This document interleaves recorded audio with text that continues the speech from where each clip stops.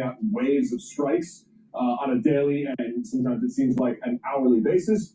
But what's clear, at least at this point, is Israel will keep working its way down that leadership list in terms of targeted killings and assassinations. And the moment Iran names a replacement for Larijani, that person too will be on Israel's list. With us now, CNN senior military analyst, retired Admiral James Stavridis. Admiral, thank you so much for being with us. The news that we are waking up to is Israel is claiming they have killed this man, Ali Larijani, who's the Iranian security chief, maybe the most powerful man in Iran over the last several weeks, maybe even several months. Also, they say they killed this man in charge of the Basij paramilitary force. This is on top, obviously, of already killing this man's father, the late Ayatollah al-Khamenei. This is Moshtaba Khamenei, now the supreme leader. He is said to be injured. So, Admiral, my question to you is, if they keep targeting Israel and effectively eliminating these leaders, what does that do to the stability of the regime, particularly the absence now of Larijani?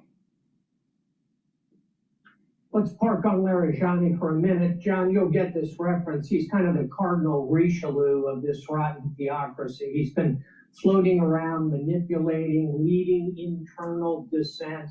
And now he ascended to the top with the killing of Khamenei and the ascension of Khamenei's son, who is probably gravely wounded. So this is a big deal. If killing Khamenei was kind of a 10, I'd say this is an 8.5. It's a big deal. And the character to the right is the leader of the Basij militia, truly dreaded by the people. So point one, this is a big deal, taking these two out. Point two, to your question, somewhere in the headquarters of Mossad and probably over in the Curia, which is the Pentagon of Israel, they have a big board and it's got pictures of all of these folks drilling down way below the 4-star, down to 3-star, 2-star, putting it in military context. They're going to continue to relentlessly go after these people. And point three, and finally, here's the good news. At some point, you may get down to a layer in the rock formation where you can actually have a conversation. Yeah, and again, both of these guys key in the crackdown of the protests over the last several months there. Maybe this will, if they are both in fact gone, inspire some kind of new uprising on the streets there, although that too carries risks. So I want to shift gears here and ask about the U.S. troop movements. We know that CENTCOM has approved a Marine Expeditionary Force to head toward the Middle East. We believe they're somewhere over here, and they will arrive sometime in the next week or so, maybe a little bit after that. Admiral, what do you think these 2,500 Marines or so will be doing? I think there are three options kind of floating around out there. The first and most bruited about is the idea of seizing Karg Island. Karg Island is the center of the Iranian oil gas production facility. It's their transshipment point for 90%. You're circling it now. It's well north of the Strait of Hormuz. You know, we're all quite centered on the strait, but the Persian Gulf is huge and a great deal of oil and gas moves it. Up there, Karg Island, that is the heart of the Iranians. And that, believe me, is U.S. Marine Corps 101, seizing islands. Think Iwo Jima, World War II, Okinawa. They're very good at this. It's a relatively small island, John. It's about third the size of Manhattan, where you are. I think the Marine Force coming in with complete air superiority and sea control around it would be sufficient to seize and potentially hold the island. That puts at risk the entire Iranian economy. That's basically, because they are really nothing more than a gas station, that puts them at big risk. And then you turn to them and say, how would you like to open the Strait of Hormuz now? That's a pretty reasonable play. So I think that's the key mission for those troops. You could also see them around the Strait of Hormuz, knocking down land facilities that threaten the strait. In an extremis, you can see them going after the uranium, the enriched uranium. Boy, that's a tough mission. I'd bet on Karg Island. All right, Admiral James Stavridis, thank you so much for helping us understand what these Marines could do when they get there, as obviously the battle and focus is on the Strait of Hormuz and reopening that key waterway. Appreciate it.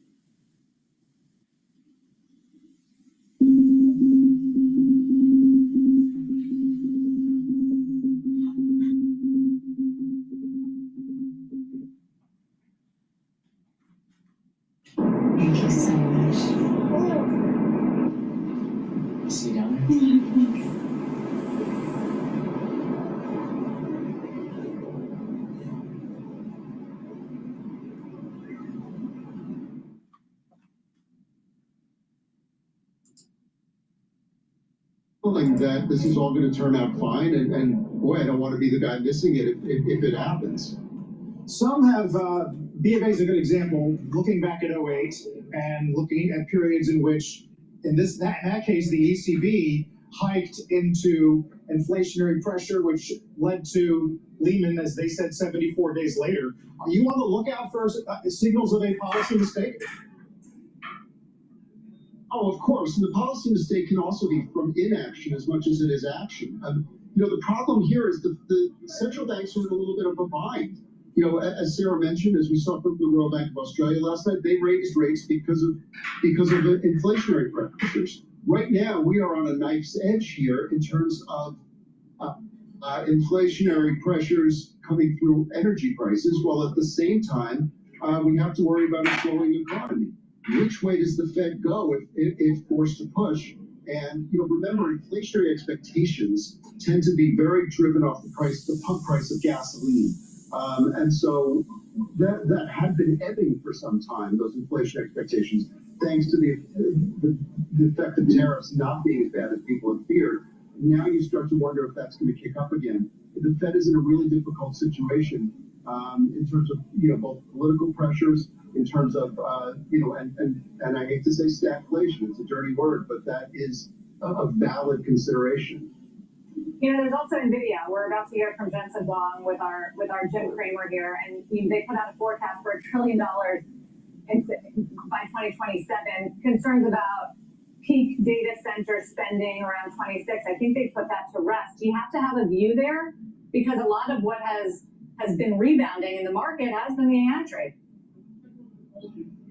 Well, a couple of things there. I mean, first of all, we have to have a view on AI because it's whether you like it or not. If you're just even an S&P passive investor, you're call it 40% levered to AI. Between NVIDIA and all the hyperscalers and then ancillary companies. So call it 40 to 50% of your investment, even if you're just blindly throwing money in an S&P index fund, is related to this. So you better have a view. You better understand it.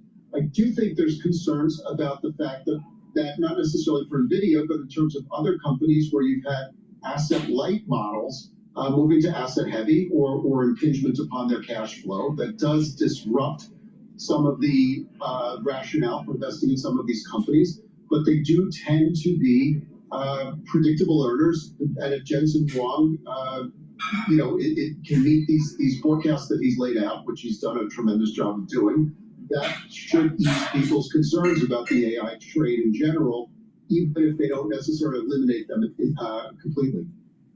Steve, I want to get your take on various technical levels. People are watching the 200-day around 6,600, the 20-day a little bit north of 6,800. I love the bit that you wrote about Mondays being relatively strong in recent weeks. I guess that's just a relief from coming in on a Monday morning and not having seen everything completely disintegrate over the weekend.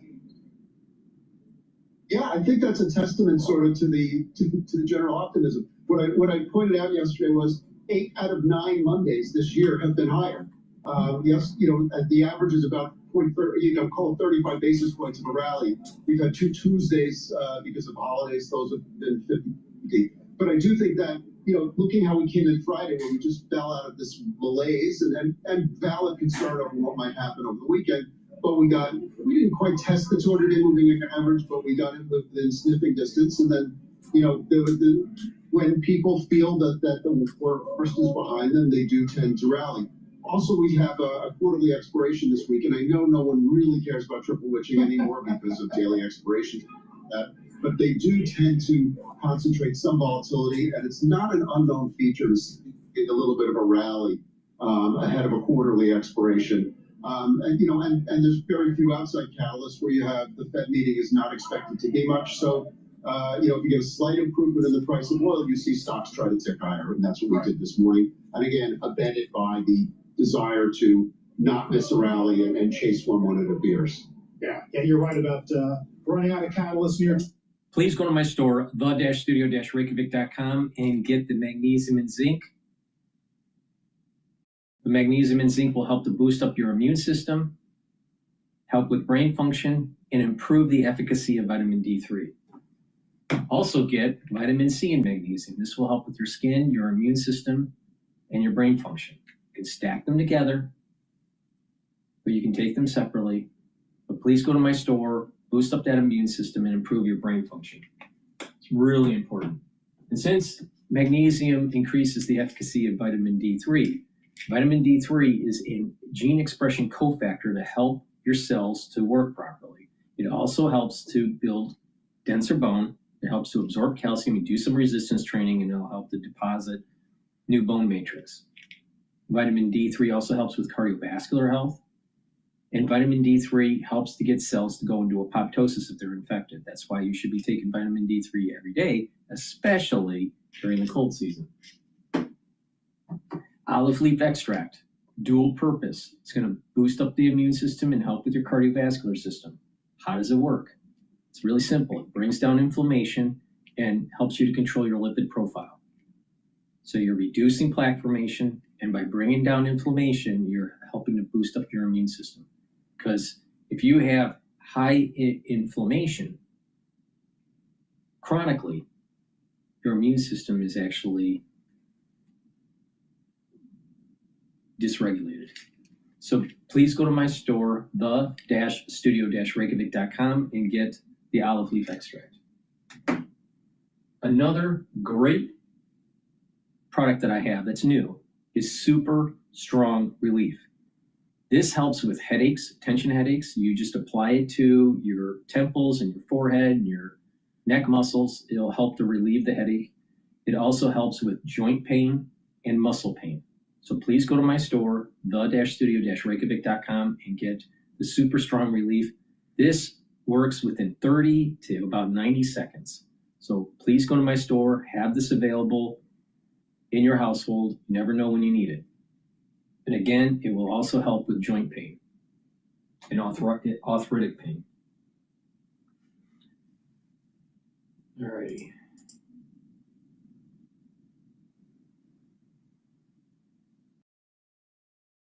Let's listen to Victor Hansen talking about the Iran war.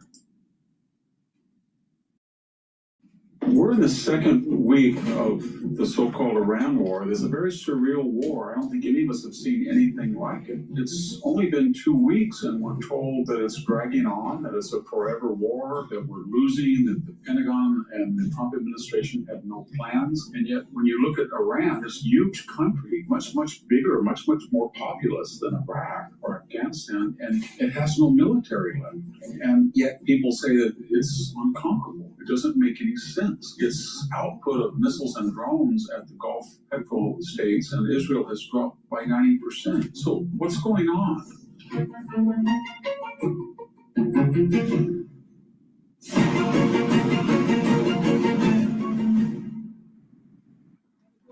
Hello, this is Victor Davis Hansen for the Daily Signal. We're in the second week, just completing it, of the so-called Iran war, this effort of the United States to bomb the theocracy into submission so they will cancel their missile and nuclear programs, and to champion the popular protest on the streets that have some potential to get rid of the regime itself. But it's a very surreal war. I don't think any of us have seen anything like it. It's only been 2 weeks, and we're told that it's dragging on, that it's a forever war, that we're losing, that the Pentagon and the Trump administration have no plans. And yet, when you look at Iran, this huge country, much, much bigger, much, much more populous than Iraq or Afghanistan, and it has no military left. The Navy is dismantled. The Air Force is dismantled.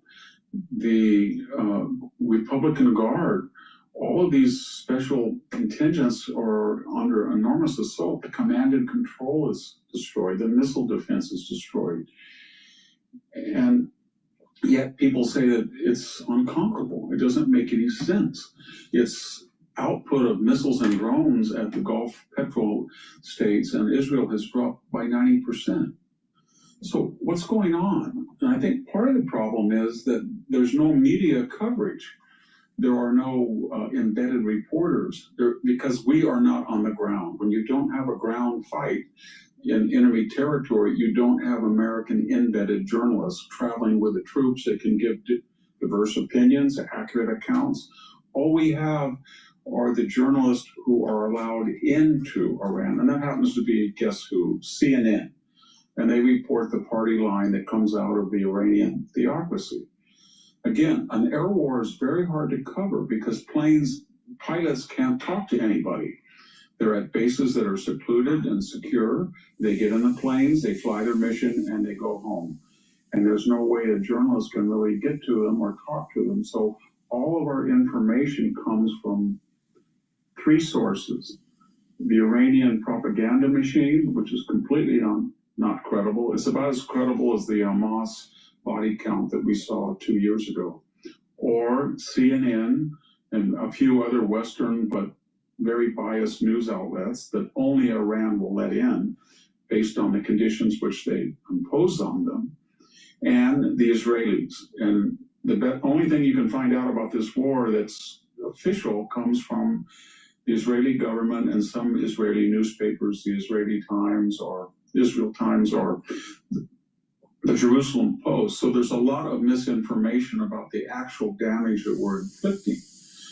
And then there's the attitude toward the war. The attitude. In World War II, everybody was behind the United States. We did a lot of things that we regretted. The Japanese internment. We made a lot of mistakes strategically. Okinawa, Tarawa were disasters. The B-17 bombing program cost 40,000, but everybody's basically said we don't have to be perfect to be good. We're going to win our war because our cause is better than the alternative. That's gone now. It's gone. Even in the first Gulf War of 1990-91, people were united. But the Democratic Party is not the Democratic Party of Bill Clinton. It's a socialist party. That's a euphemism. It really does not believe in traditional America. And it believes that if it can convey a sense that America is losing, then two things follow it. For some, it means that the November midterms might give power back to the Democrats, and therefore it's in their self-interest to magnify the debacle, so to speak, or the tragedy, or that we're losing. And then there's others that actually, in the Democratic Party, and I'm talking about the Squad, or they actually are sympathizing with the enemy. If you think I'm crazy, there was a protest out in New York where we had resident aliens, students here on student visa, naturalized citizens. And what were they screaming? Shame on the United States. Why we're at war. And who were they protesting on behalf of? Iran, the Hezbollah people, terrorists, and the Hamas terrorists. And so this is a very bizarre thing. And in addition to that, we've got the element of anti-Semitism where we have the Democratic Party now. Its base is just unavowedly anti-Semitic. And I'll just make a casual observation. I will predict that you will not have a Jewish American presidential candidate, or vice presidential candidate for the foreseeable future. It is impossible to nominate anybody with a Jewish background on a national ticket in the Democratic Party. And you can see that as the Democrats look at this war, they have bought hook, line, and sinker the idea that Benjamin Netanyahu is pulling the strings of the Donald Trump puppet, and tiny Israel is getting into this war, despite the fact that all 7 prior presidents to Trump himself said on the record that Iran would not get a nuclear weapon on its watch, and that they would take measures to ensure that it didn't, and didn't for the future. None of them did that. None of them did that. And so when you look at the first Gulf War, it was 42 days, but only 4 days were on the ground. It was a magnificent victory, but 300 people were killed. We've lost about 13 fatalities. 300, that was considered amazing at the time. And they overran the country, but it took 42 days to disable it. And they left Saddam Hussein in power, and they had to go back. And so that was considered a stellar success. But this is a much more dramatic victory. I mean, we've only been here 2 weeks, and a much more formidable enemy is in shambles. And we're left with just three alternatives. Either the regime is going to be replaced now or in the next few weeks as the people come out of their homes and see what their country is like and what the theocracy caused and what it did to them. Or there's going to be some Venezuelan solution with a strongman will come forward. Or maybe that won't happen at all and the United States under political pressure will stop. But if it stops, they have destroyed the Iranian military and its nuclear and missile program for years. So this was all preferable to the situation pre-war in which Iran still was working on the bomb, still had 3,000 missiles and more drones, and was boasting that it was going to, anytime it wanted, close the Straits of Hormuz. And they've tried it and they will not be successful. Put it all together, this is a surreal war. What is actually happening is not being reported, and there's an alternate reality that's been constructed by the left that sees this war as politically advantageous to its agenda to recapture power in the United States. If it can convince us, the American people, that A, we're losing, B, we may deserve to lose, C, it's all Donald Trump's fault, and this war will be beneficial in denying him the Republican majorities in Congress in about 8 months. Thank you very much. This is Victor Davis Hanson for the Daily Signal. Thank you for tuning in to the Daily Signal. Please like, share, and subscribe to be notified for more content like this. You can also check out my own website at victorhanson.com and subscribe for exclusive features in addition.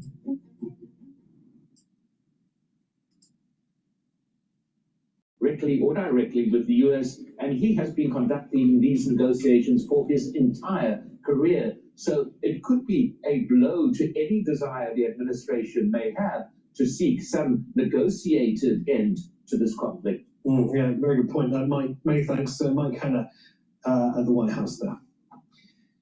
Now, the Pentagon is sending more warships and troops to the Middle East. That's according to US media reports.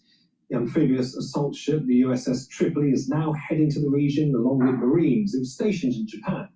The deployment's meant to reinforce US troops already in the Middle East. The build-up follows a request from US Central Command, or CENTCOM, which oversees American military operations in the region. Journalist Imzaman Rashid reports from the Strait of Hormuz. We saw, even prior to this conflict starting, a huge buildup of US military assets in this region, and we've seen them in full force as well, particularly from the Gulf, firing into Iran and into Iranian territory. Well, this particular vessel brings along with it around 5,000 or so Marines, and there are some analysts suggesting that this could be used in some form of ground invasion in the Strait of Hormuz. Behind me, I'm just at the very entrance of the Strait of Hormuz, where, of course, there haven't been many ships passing through these waters. But this particular vessel, the USS Tripoli, could be used as some form of ground invasion to take back control of these waters. Donald Trump has suggested trying to build together some form of group of countries that can actually send warships out to these waters to essentially fight here, essentially to gain access of these waters, but also to escort some of these hundreds and hundreds of vessels that are currently anchored down in the area around the entrance to the Strait of Hormuz to actually try and get them through safely. Today, the International Maritime Organization has said that it's very unlikely that there will be a safe operation of escorting ships through. It's also not a sustainable and viable option in the long term, given that they would only essentially be taking a few ships through at each time. So not only could Iran potentially target the USS vessels, the other vessels from different countries, they would also be striking seafarers who have been out there stranded essentially in one place. James Dorsey is an adjunct senior fellow at the S. Rajaratnam. All right, before we go to another clip, please go to my store, the-studio-reykjavik.com, and get the probiotics. You can get it in veggie cap version or in the powdered version. Both are very high quality, and with a good probiotic, you're going to improve your gut biome improve your metabolism, improve your energy absorption. You'll reduce leaky gut syndrome. You're going to improve the immune system at the gut level. The crypt will be healthier within your colon. The communication between your gut and your liver and your gut and your brain will improve. You'll sleep better. You'll consolidate memory. You'll be able to have more mental clarity. A lot of people don't understand that good gut health does help with brain function. So please go to my store and get the probiotics either in the veggie cap form or in the powdered form. Very high quality. Also, probiotics will help with your skin health. Good gut health will improve your overall health. So please go to my store and take the probiotics every day. In terms of brain function, it's really important to use this stack that I have. Good Night Formula has tryptophan, melatonin, GABA, and passion flower that will allow you to get into 3 to 5 cycles of REM sleep and deep sleep each night. When you do that, you're going to slow down the aging process. You're going to consolidate memory. You're going to be able to detoxify your central nervous system, and you'll be well rested. So please go to my store and get the Good Night Formula. Clarity Factor is a very powerful neurostack that's going to allow you to get rid of that brain fog. You're going to be able to concentrate on tasks. So you take this every day, drink it with filtered water. It will also help with your memory and the speed of cognition. Over time, what will happen is that your dendritic connections will improve. You're going to have positive neuroplasticity. You'll be able to think faster. So please go to my store, get the Clarity Factor. It's the-studio-reykjavik.com. Use discount 5 to get $5 off any order. Okay, with that, let's continue on with. Let's listen in on Karg Island means to Iraq, actually.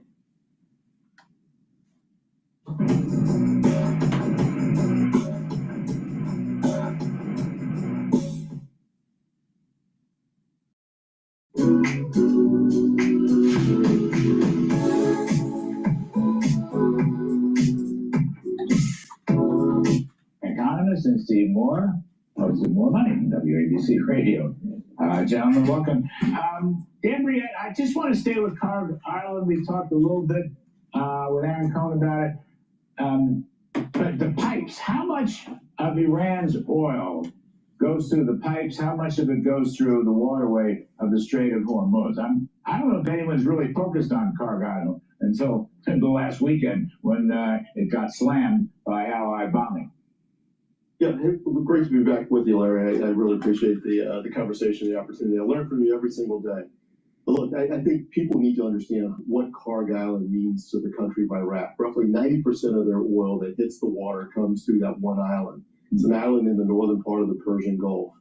And the easiest way to understand it is Karg Island is to Iran what the Strait of Hormuz is to the rest of the world. It's a choke point. It's probably even more than a choke point, Larry. I would refer to it as a kill switch. If you take out Karg Island, you've taken out 90% of the revenue that goes to Iran. So that's a very important point. I think the president understands that very, very well, which is why he's done what he's done. I think he has sent them a very, very loud signal. It's a warning shot, a shot across the bow, whatever you want to call it. But he has sent them a very loud signal. If you don't come to the table, you don't negotiate, this thing is going to be really at risk. And I think what he is trying to provide them is an off-ramp, perhaps, to this conflict in the region. So we'll see if they take it or not, but I think that's what he's trying to do here.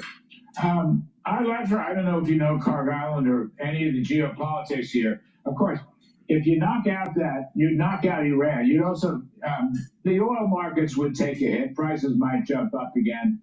That doesn't bother me as much as it bothers some people because I think the mission is much better. And I think Americans understand that. Americans know that the mission is more important than some temporary jump in oil prices. So how do you see this thing? I think it's exactly correct, Larry, on that. The mission is it. We got to win. We've got to do it correctly. Don't rush the job. Get it done right. Get it done completely. And then we got it. We came in here to get Iran out of the picture as a terrorist nation sponsoring all sorts of horrible things in the world. We need to stop them from doing that. That will be an enormous plus for the world. I hope the rest of the countries that we're serving chip in and help us with this. I mean, you know, I don't know the oil thing, but a year from now, oil's not going to be a problem. The more we talk about oil, the more we're just chasing a shiny object. That shiny object should not be chased. Just get the job done in Iran. Once that's done, I think the economy will be back on track. We've got everything set for an expansive, a great expansion of this U.S. economy, and I'm very pleased. And we need to get Kevin Warsh in there and get those interest rate stability to prices, and we're off to the races. By the way, Steve Moore, an interesting point. Manufacturing came in pretty strong today. In fact, manufacturing has been strong from the industrial production numbers, especially business equipment.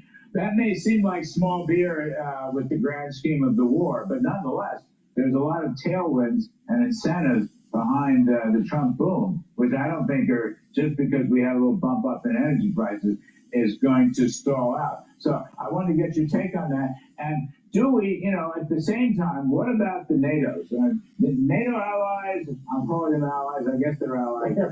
Do we, you know, I mean, the president would like to have them on board. It seems more political. I mean, so fine. Bring in the NATO out. We don't need them. We don't need them at all. I mean, they're not going to do anything militarily. I don't know. They have some strategic reserve. I mean, really, NATO? Come on. NATO should copy the Trump economic policy so they can get their manufacturing going again. Go ahead, Steve. Yeah, isn't that the case?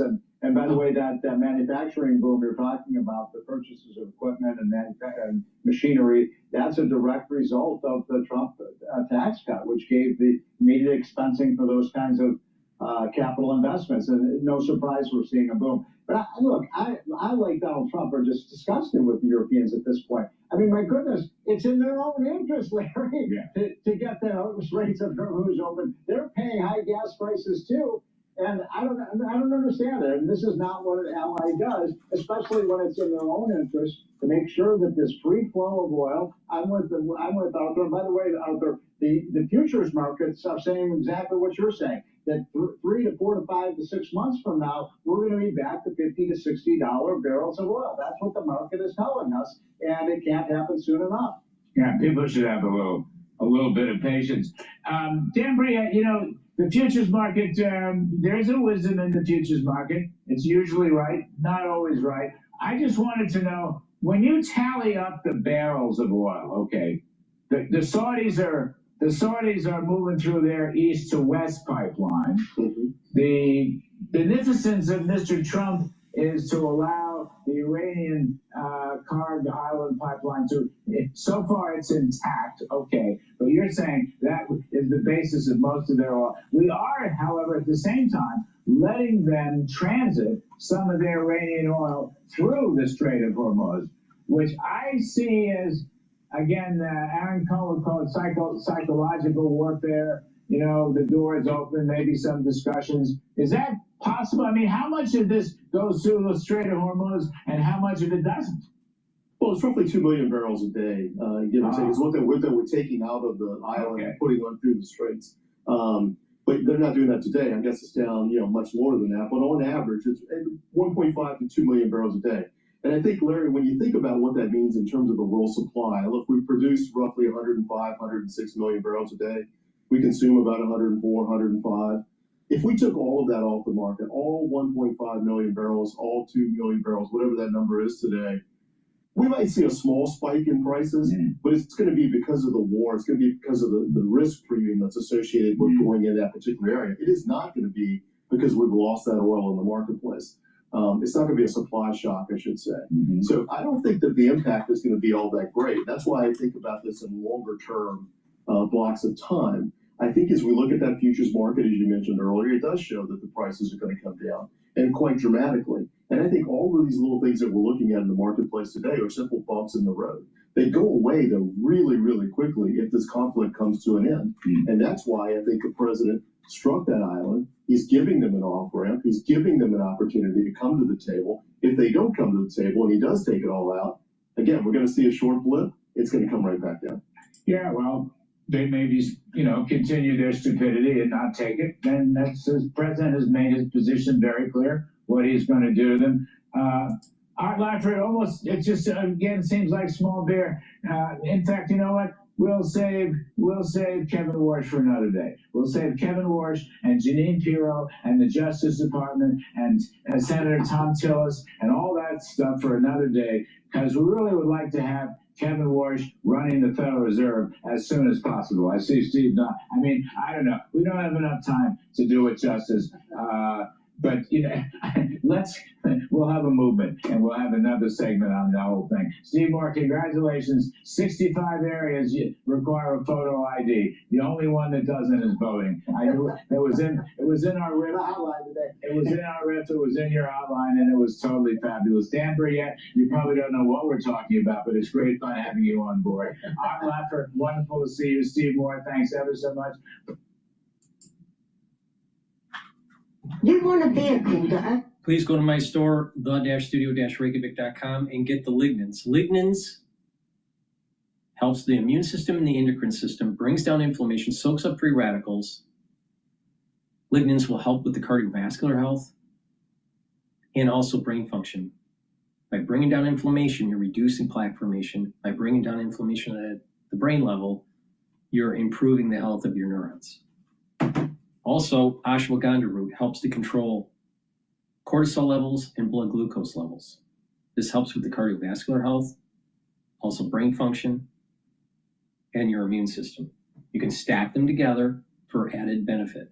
Use discount 5 to get $5 off any order. Also, get the structural nano silver gel. You can get it in a tube form or in a quick dispenser form. Have it at home and at work. You never know when you need it. If you have a cut, an abrasion, or a minor burn, apply it on the lesion. It will help to heal it about a third of the time quicker. In addition, you can use it as a daily skincare to help to improve your skin. And the structural nanosilver will neutralize, that's really important, if it's during the cold season and you're sick or someone around you sick, put it on your hands, around your mouth, around your nose, around your mouth, lightly coat your nostrils. It'll stay active for 5.5 hours. So please go to my store, get the structural nano silver gels that I offer. Very high quality.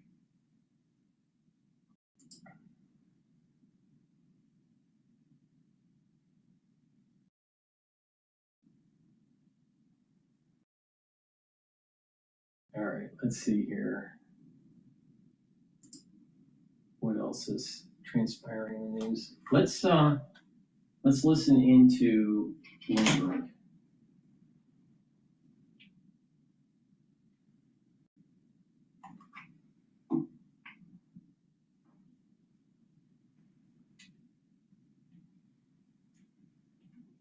Got us into this. All I will say is now that we're in it, I'm all vested for the United States military to win, but they have an exceedingly difficult task.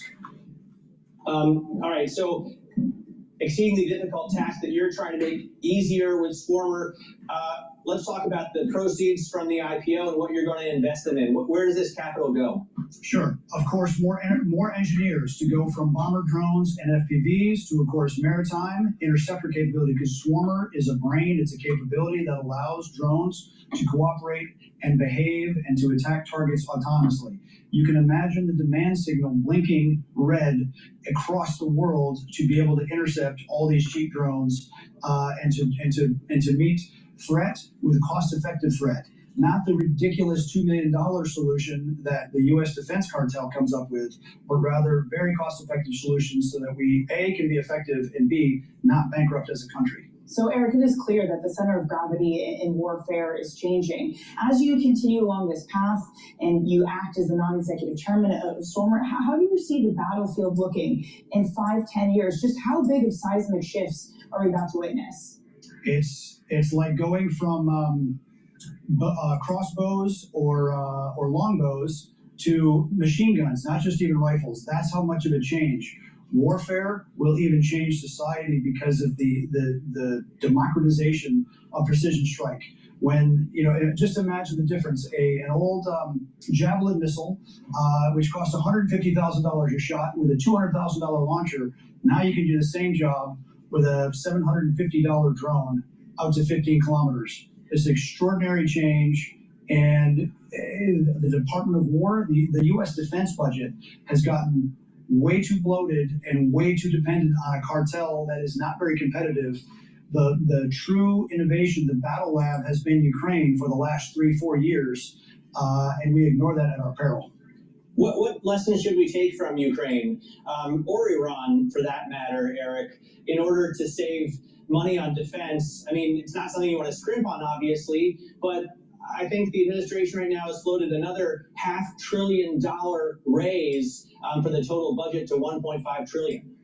The Department of War is at least doing some programs like the Drone Dominance Program, where they've cast wide a net for new competitors to come into space and offer to say, hey, can you fly a drone? Can you hit a target?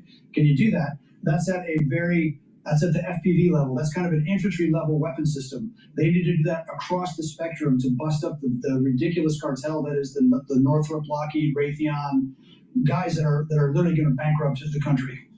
Just to that point, Eric, what competitive advantage does Swarmer have versus one of those defensive primes? What's to stop a Lockheed Martin or Northrop Grumman, for example, from trying to build something similar? Well, they can try to do that, but the difference in Ukraine, you can go from idea to concept to prototype to combat proven in a matter of weeks or a month or two. You can't do that in the United States. The leading edge of battle in Ukraine, because the Russians are very adaptive, very capable in electronic warfare and jamming and counter drone systems. So your idea, your prototype is going to work very quickly, or it's going to get smoked. And you know that very quickly.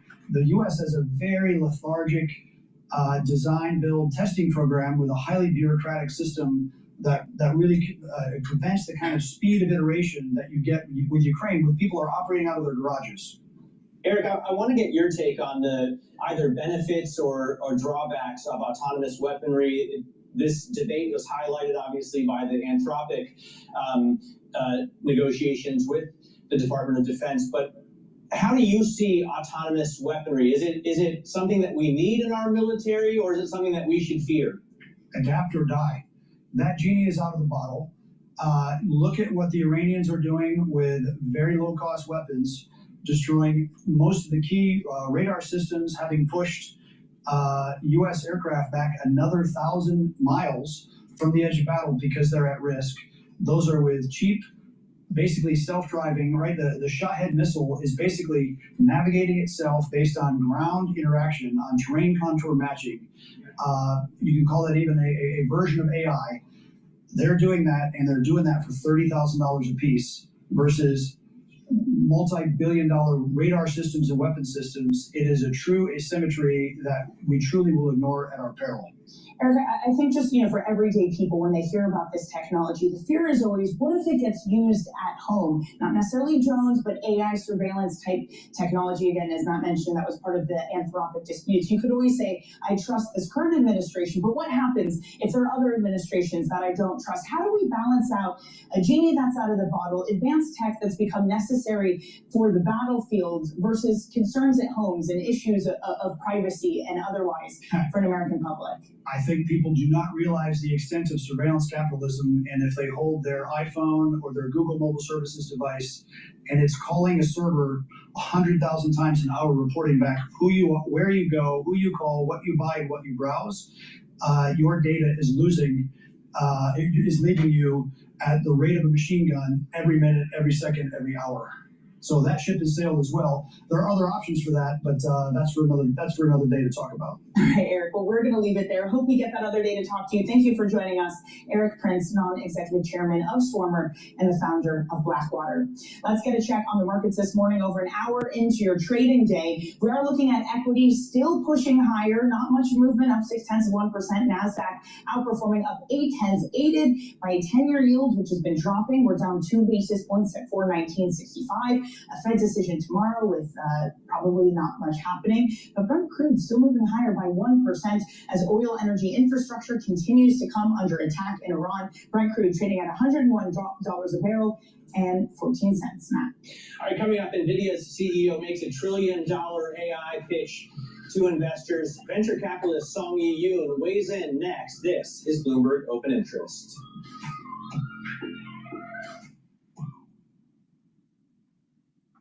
Please go to my store, the-studio-reykjavik.com, and get the vitamin B complex. The vitamin B complex will help with your cellular metabolism, help to protect your neurons, and boost up your energy levels. So take it every day. This is super important if you're 40 years of age or older. This will help to slow down the aging process. Take it every day, especially if you're 40 years of age or older. Digestive enzyme complex, another great supplement to take if you're 40 years of age or older. Why? Because it helps to break up carbohydrates, proteins, and lipids. When you're breaking up carbohydrates, proteins, and lipids using the digestive enzyme complex, you're reducing the load on your pancreas. So you're giving your pancreas some time to heal. A lot of people don't realize, no matter if you're healthy, your pancreas doesn't function as well as when it was younger. So it's really important to take the digestive enzyme complex. There's added benefit though. This has bromelain in it, which helps to break up clots. That's super important, especially with the crazy stuff that happened in 2020 and the aftershock of it. People still get strange clotting. Better start taking bromelain. So please go to my store and get the digestive enzyme complex. In addition, this has the proteolytic enzymes to break up glycoproteins. Super important to take, like a crisis in 2020 or the cold season. So it's added benefit. If you're an athlete, younger or older, you'll benefit from digestive enzyme complex because it will help to break up your pre or post workout fueling. So please go to my store, get the digestive enzyme complex. The website is the-studio-reykjavik.com. Use discount 5, all caps, the number 5, and you get $5 off any order. All right, let's listen to. That's the summary. I can't tell you the classified part, but that's the summary that's made public and it's accurate. And more than 2 weeks since this.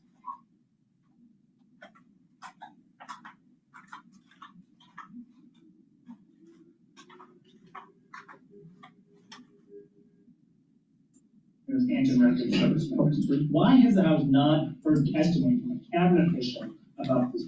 I don't know if you've noticed, but they've given us multiple briefings. Well, it's still, we're in the midst of a couple of weeks long operation that's very sensitive in its mission and scope, and you cannot go outside of the classified briefing to give to the public the information because it would adversely affect our mission.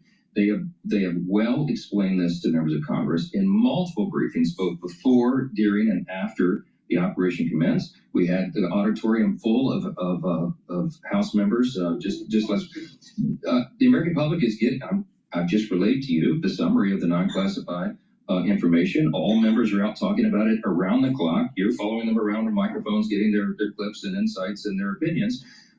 This is being watched very carefully, but we're in the midst of an operation that is winding down. According to the president himself, we're very close to having the mission completed. The Strait of Hormuz is an ongoing issue, and he has, I think, rightfully called upon allies and friends and other nations who depend much more than we do on the Strait of Hormuz being open for their oil supply to step up and assist and put the terrorists and tyrants at bay, because that's good for stability and calm around the world, and America stands for that, okay? We are standing for freedom. We have taken out an enemy that was seeking to do us harm and wipe Israel off the map, and that's a good thing, and it will be a great thing for the stability of prices going forward and the calm around the world. So we ask our allies to step up and acknowledge that reality and help us out. I think this is a very reasonable proposal. Jay. Yeah. My plan is to move a clean extension of FISA. As you know, FISA in Section 702 is responsible for the large measure of intelligence that we use to protect and keep Americans safe. It expires in April, and we're looking at that deadline, and hoping that we can get a clean authorization done for at least 18 months. Now, why Why would we go that route? Because you remember last time it was up for reauthorization, we instituted 56 substantive reforms to FISA. By every measure and review, those are working just as we planned. We've not had the abuses that were happening before those reforms, and everybody in Congress understands the necessity of ensuring that we keep the homeland safe, except for the Democrats, who, as you know, are choosing not to fund the Department of Homeland Security. One more. President Trump recently has said that the war in Iran will be over when he goes feel it in my bones. What does he mean by that? Well, I think his bones are informed by the intelligence. Okay, so look, it's the commander-in-chief, whomever is the president, whomever is commander-in-chief under our constitutional system, is given a broad amount of latitude and authority. Their decisions are informed by all the intelligence and the experts, a large panel of them from the Joint Chiefs of Staff on down, who come in and advise the president. Every president makes a gut decision, and hopefully they make a prayerful decision. I think this president will as well. He's getting great advice from great people, and I'm very encouraged about where we are. I think this will wind down quickly, and it's going to be in the best interest of America going forward and of the whole world. Thank you. Now it's a press conference from GOP leaders speaking just now. And as a reminder here, we are keeping an eye on Capitol Hill today because the Senate will hold a test vote to begin debate on the Save America Act this afternoon. That bill is the hallmark for President Trump's 2026 legislative agenda, requiring proof of citizenship to vote. That's expected at 2:15 p.m. Eastern Time. It requires just a simple majority to pass. Now, President Trump vowed not to endorse any lawmakers who vote against his Save America Act today. All right, we're going to step away for commercial break. Let's take a look at some other news that's popping up.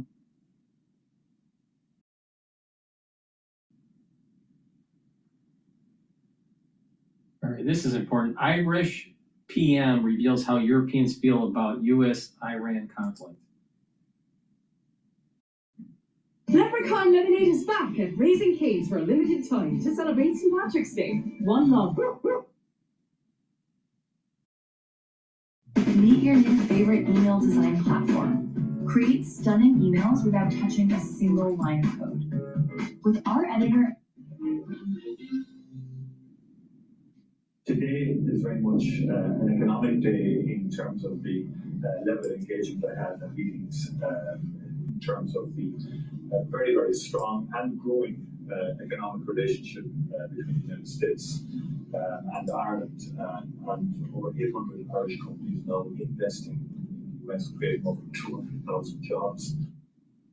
Big investments coming ahead of St. Patrick's Day. Joining me tonight ahead of the St. Patrick's Day meeting at the White House with President Trump is the Irish Prime Minister, the Taoiseach, Michael Martin. Mr. Prime Minister, thanks for being here. Thank you very much indeed, Mike. Great to be here. You're mentioning there economic investment. So you come not only with the traditional bowl of shamrocks, but also some $6 billion? Well, that's only this week. I mean, overall, you're looking at about $390 billion of investment ongoing over the years, increasing all of the time. 800 Irish companies now employing thousands of people, about 200,000 people across America, which illustrates the transformation of the relationship between the US and Ireland. It's a two-way economic street. A lot of Irish companies coming to establish in US, and so we bring a lot of added value in terms of the innovative companies who are R&D based and so on like that. And it's a very, very positive story. And that investment will continue to grow. Of Irish companies coming in this week, around that 6.1 billion, made up by quite a number of Irish companies. This is a precarious time, obviously, for the economy worldwide, for the situation with the war. How is the president and this action perceived over in your neck of the woods? You are often considered a whisperer between the U.S. and the EU sometimes. What is the real reading of it? Well, I mean, more broadly in terms of the US-Europe relationship, Ireland, in particular because of our economic outlook and philosophy, has been a bit of a bridge and an access point for many, many US companies into the European market.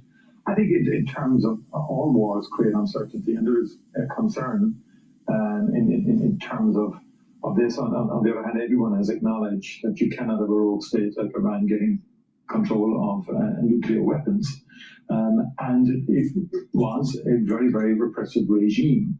From the Irish perspective, we prefer peaceful resolution of conflict, if that's possible, and we want we ultimately believe in diplomacy and dialogue because we had war ourselves on the island of Ireland. It was a terrible 30-year conflict, and we learned a lot in terms of how to resolve conflict, and it took a long time. The headlines over your way, Irish Times, Irish-American relations at their most strained since the foundation of the state. Guardian, a minefield. Taoiseach prepares for St. Patrick's Day visit to Washington. And Irish Independent, virtue signaling populism from Michael Martin won't mix with Donald Trump's unpredictability. They suggest there's some tension there. How do you read this? I'm looking forward to the visit. I mean, I had a very good visit last year, and we had a very good engagement. He was an extremely courteous person at that stage. If you remember, this time last year, it was all about tariffs. That's right. But you know what? Europe and US managed to negotiate, managed to get a deal, Turnberry Agreement, and we got a landing zone. Again, as I say, we would be articulating that two-way relationship, both economic, but also culturally and right across the board, but also America 250. I mean, what's extraordinary, I was in Philadelphia for 2 days. Ireland was there at the very beginning in terms of the Declaration of Independence. 3 Irish signatories on that declaration, Thornton and Smith, and also John Dunlap, who was the man who printed it and who disseminated what was an Irishman. George Washington attended a Friendly Sons of St. Patrick dinner in the late 1700s. I mean, it goes way back. He did, and he wrote some very strong points, in terms of the character of Stephen Moylan, when he selected him, and he needed someone to work as his aide-de-camp at that particular time. That's the foundation, and so we come with mutual respect. We don't agree on everything, of course, and I think once we have that mutual respect and so forth, I think the relationship will continue to grow. I mean, there's 35 million people in America who claim Irish-American descent. And millions more who just say it on St. Patrick's Day. Yeah, absolutely. But what's your message to them before I let you go? Well, our message to them is that this year in the American 250, essentially we want to affirm what you did, the contribution you made to America in building America, but also you maintain that dual loyalty to your country here in America, your new country, but also that loyalty to Ireland and commitment to Ireland and advocacy for Ireland, which has stood us in great stead through the Good Friday Agreement, the peace process, onto that economic relationship, cultural and sporting relationship also. Mr. Prime Minister, we appreciate your time. Thank you very much. Thank you very much. Happy St. Patrick's Day. Thank you.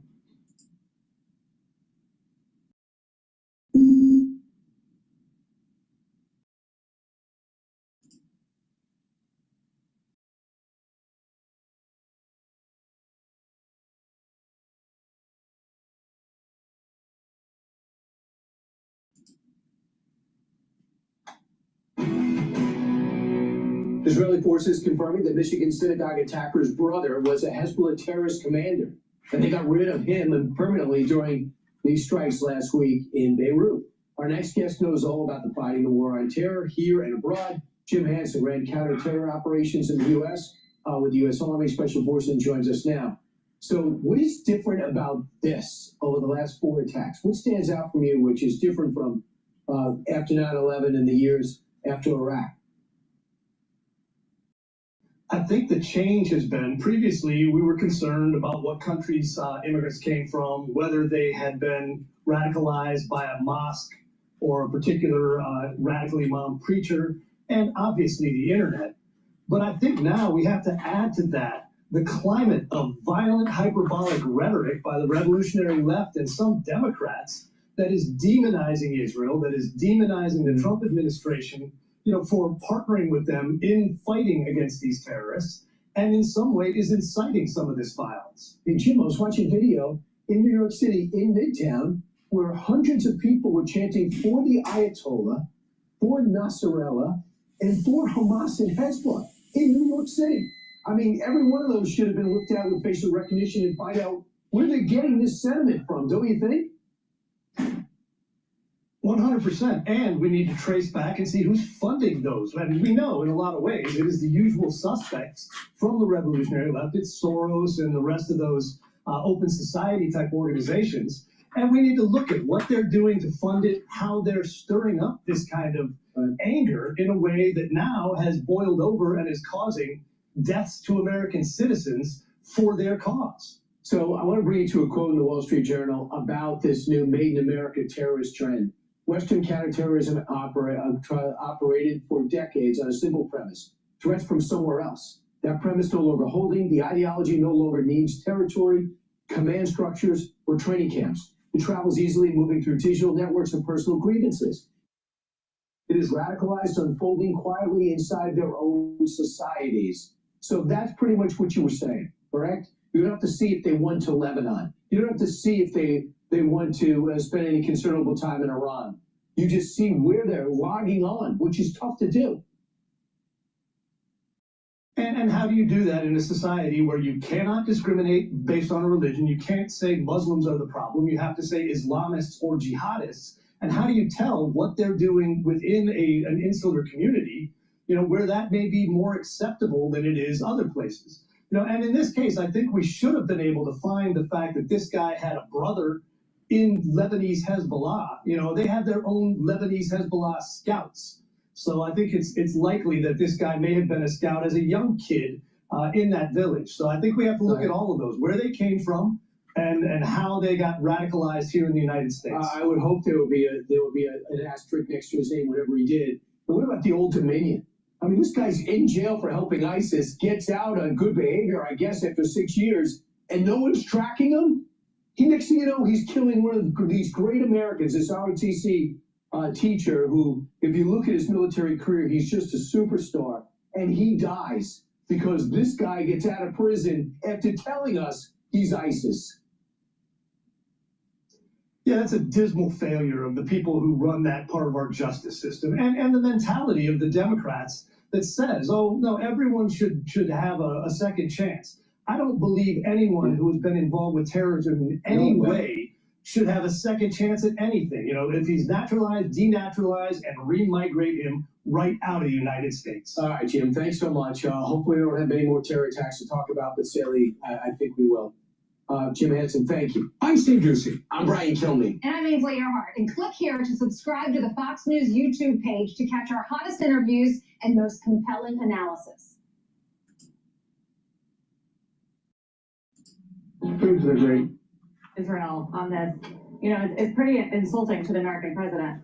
Yeah, it is. Kent, the National Counterterrorism Center is a high-ranking office, but it's not the most senior, position in the intelligence community for sure. So sort of calibrate that in your mind as you think about it. This is not the kind of resignation letter I've ever seen before. It's clearly somebody who's angry and frustrated, has suffered a lot of personal. He suffered a lot personally over the years. He clearly is an opponent of what the president campaigned on, or opponent of what the president campaigned on, ending orders, and is frustrated by this decision. Kent is somebody who's very close with Tucker Carlson. The New York Times just posted a brief interview with Tucker Carlson praising Kent for this decision to resign. He's also a failed multi-time congressional candidate, so he's got sort of an elaborate backstory, and the tragic death of his wife obviously is front and center in that backstory. So we'll wait and see how the president decides to handle this.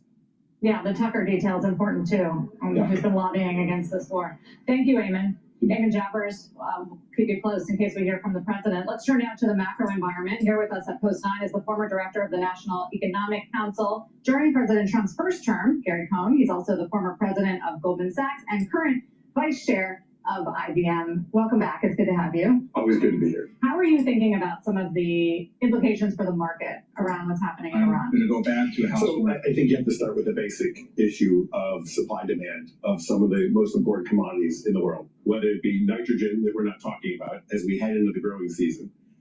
Should we be talking about nitrogen? We should be talking about nitrogen. Why? At the end of the day, it's fertilizer. We know the impact of fertilizer on growing crops. We're getting close to starting to plant crops in this country.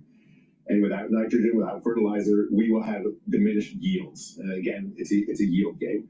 We're talking about oil, and I think talking about oil is important. One thing that we should note, though, and I think we got to be complimentary, we in the United States do not have a supply problem. This is one of the first crises that we've ever lived through in this country where we haven't had a supply problem. We didn't have to worry about molecules. Yes, we're part of the global pricing mechanism, so the price has gone up, but the supply is not going down. if you look at some of the Asian economies right now, they're literally shutting down businesses, shutting down schools, shutting down government because they don't even have supply at any price. That's why I'm so confused as to why our European allies wouldn't want to help us, given they need oil more than we do. Well, Sarah, they do. They're the ones paying the price right now, and they're the ones that need the oil. On the flip side, trying to weigh this as I try and do, come up with a reasonable answer. They were not informed about this invasion. They did not know about it. They've also had a bit of a contentious relationship with the White House during the past year, whether it be over tariffs, whether it be over Ukraine, whether it be over all these things. Look, at some point though, your own economic stability has to outweigh the other issues going on. So I like you, I'm a little bit overall surprised at some point if they don't engage with us. Like, you also have to understand that the Europeans, and we saw this in Ukraine, have had a real apprehension to getting involved in any conflict whatsoever. They've been sort of adverse to that. So, but again, we got a reality here, and sometimes when you're forced with a realistic decision of, am I going to shut my economy down? Am I going to slow my businesses down? Am I going to curtail? And there's a solution to it by getting involved. Maybe they come to the solution of getting involved. I mean, they would say it's not the solution, that you're not going to get something with the European frigate that you can't get with the U.S. Navy. And yesterday the president said we don't need it anyway. Yeah. Well, the president has gone back and forth on this. Yes, he has. And I think it would be great symbolism for the other countries to get involved in a disagreement that has caused them strife as well. This is not just a country that's anti-American. This is a country that's anti-capitalism, anti-wealth, anti-progression, anti-gay, anti-everything. So if you think about it from a European standpoint, they've got they've got to stick in this game as well. Right. So back to the sort of economic impact for the U.S. I mean, you know oil. You started, right, as an oil trader, right, way back when. If you would have said that they closed the Strait of Hormuz, which is what, 20% of the world's production right now, that there are attacks on oil infrastructure and facilities in UAE, in Kuwait, attacks on Saudi Arabia, and Brent is at 101. Is that surprising? Should it be higher? It's not totally surprising to me. So, I don't want to get too deep in the analytics here, but we are in what's called the shoulder season of the year. We're not in a heating oil season, and we're not in a heavy air conditioning season. So normally you would see refineries starting to go down for maintenance. Refiners would be shifting their refining mix over from heavy heating oil to very lighter fuels that we have. Some are driving fuels, some are difference in gas. So if this were happening in the middle of the dead of the cold of the winter, or this were happening in August when we were burning maximum energy for electricity, you would have a little bit of a different outcome. That said, we also, the United States has changed its position. We used to be one of those very dependent importers. We're now a dependent exporter. We're a huge exporter of LNG, which is our oversupply of natural gas. So there is more of a balancing mechanism, and the world's gotten more efficient. I think our overall demand for oil today is dramatically lower than it had been at any other time when we had a major disruption. And so whether it's EVs, whether it's natural gas, whether it's windmills, you have to factor all of the alternatives into the equation. And so the direness of the cutting off of 20% of the oil today is not as dire as it once was. Russia's producing as much oil as they have in a while. Interestingly, we lifted the sanctions on Russia. Russia can continue to ship oil. And so there's a bit of a balancing going on the demand side it's come off since last time we had really troubled supply side. I wanted to read you what Tony P. over at Goldman wrote today about equities. It strikes me that the view of folks who are closest to commodity supply chains, i.e. the black belts who know these markets deeply, seem to be the most negative. Do you think that's true, being one of them or a former one of them, and looking at how equities have taken all kind of this in stride? I don't know where I fall in this in Tony's world.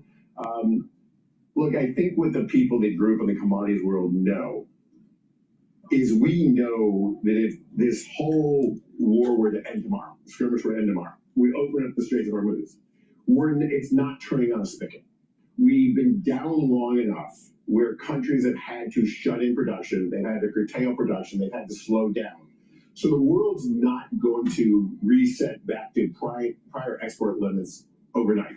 It's going to take some natural evolution of turning back on refineries, turning back on oil wells, turning back on pipelines, and just all the congestion of ships in that part of the world. It's going to take, you can only load a certain amount of ships at a time. And so it's going to take more time to unwind this. That said, and I think that said is important, I think people are pretty optimistic right now overall. And to the extent that it gets worked out and there's a more defined period of time to when we normalize, I think the more bullish people are.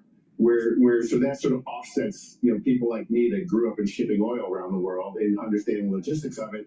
I think the reality of knowing there's an end probably overwhelms the reality of the supply showing up a week or 2 or 3 later than you would have thought. What do you think about the economic hit? Is there going to be one, and how substantial? Is there going to be an economic hit? An economic, well, I would say we're having a bit of an economic hit. We're clearly having inflationary trends run through the economy.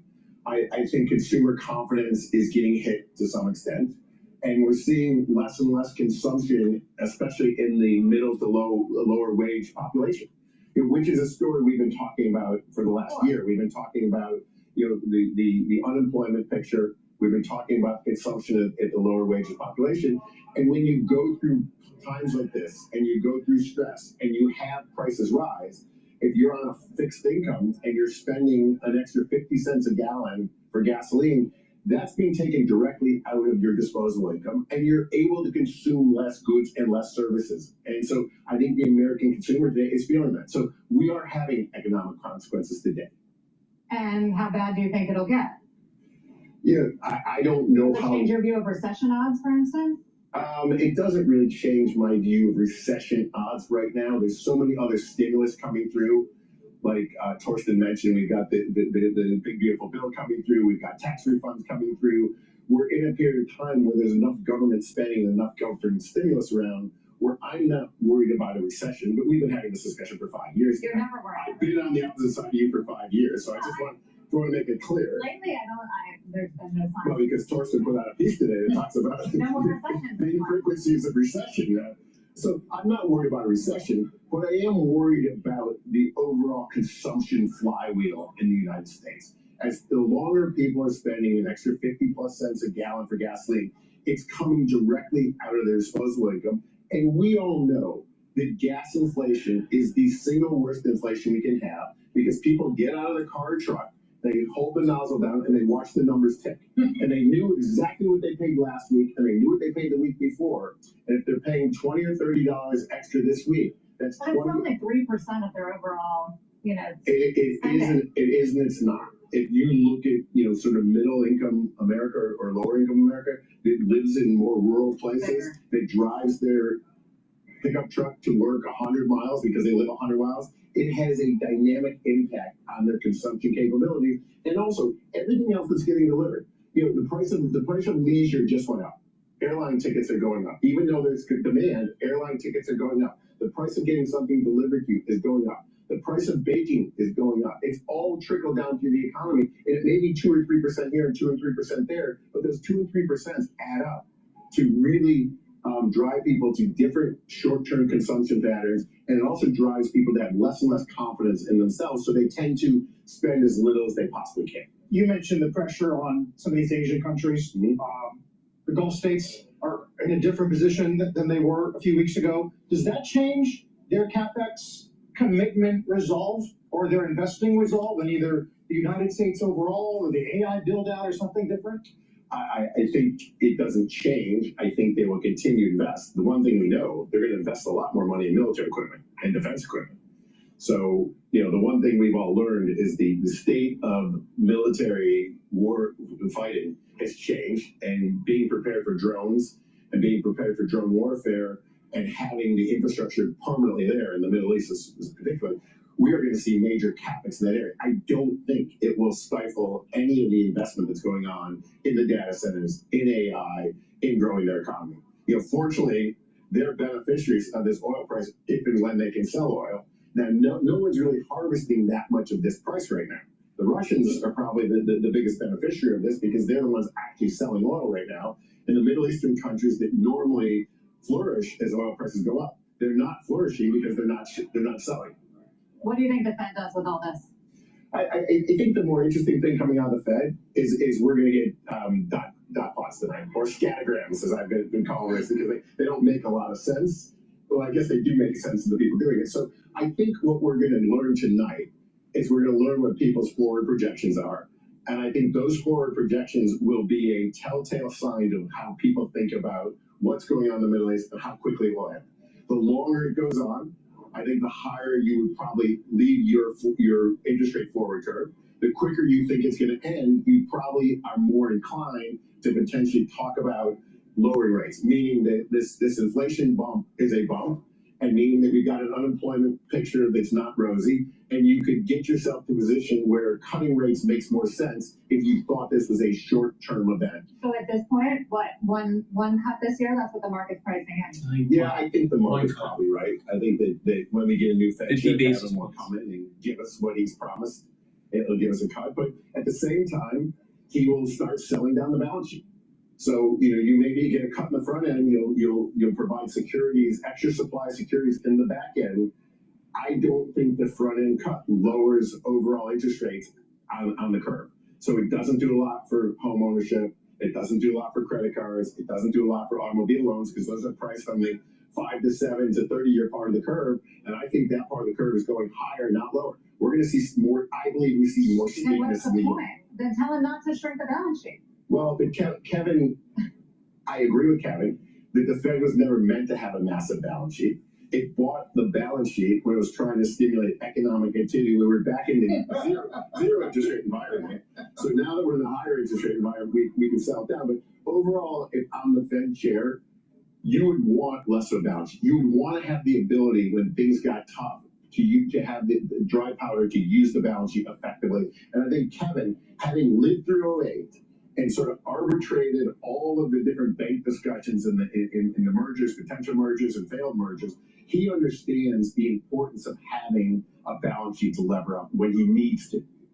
Right, but he also understands the impact of lower interest rates on people who need it most. He does. But look, newsflash, the Fed has never been able to influence any other interest rate except Fed funds, which is the overnight rate that banks charge each other. The market determines everything beyond Fed funds. It's all market driven. Now, will the Fed put some influence in that market if they sell their balance sheet? Yes, they will have some undue or due influence on selling down that balance sheet. And I think Kevin and the other Fed governors will have to make a decision. Is selling down that balance sheet to give themselves dry powder in the future worth it if it steepens the curve in the short term?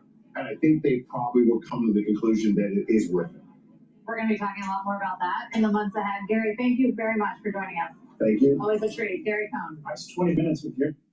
All right, we're going to go to another clip by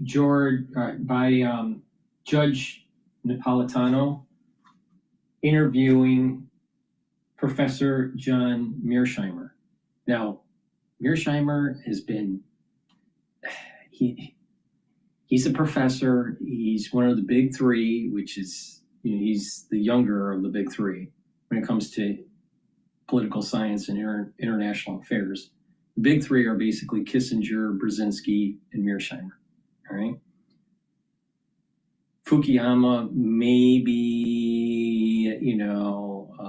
a close third, but Mearsheimer, when he's called a neorealist, neorealism in terms of international affairs. All right. But when he speaks for decades, there's no answer. There's no answer. He always he's a cynic. He just, everything that happens, he's a cynic and he finds the, what's wrong with it. All right, fine. But present a solution. And that's the problem with Mearsheimer. He doesn't provide solutions.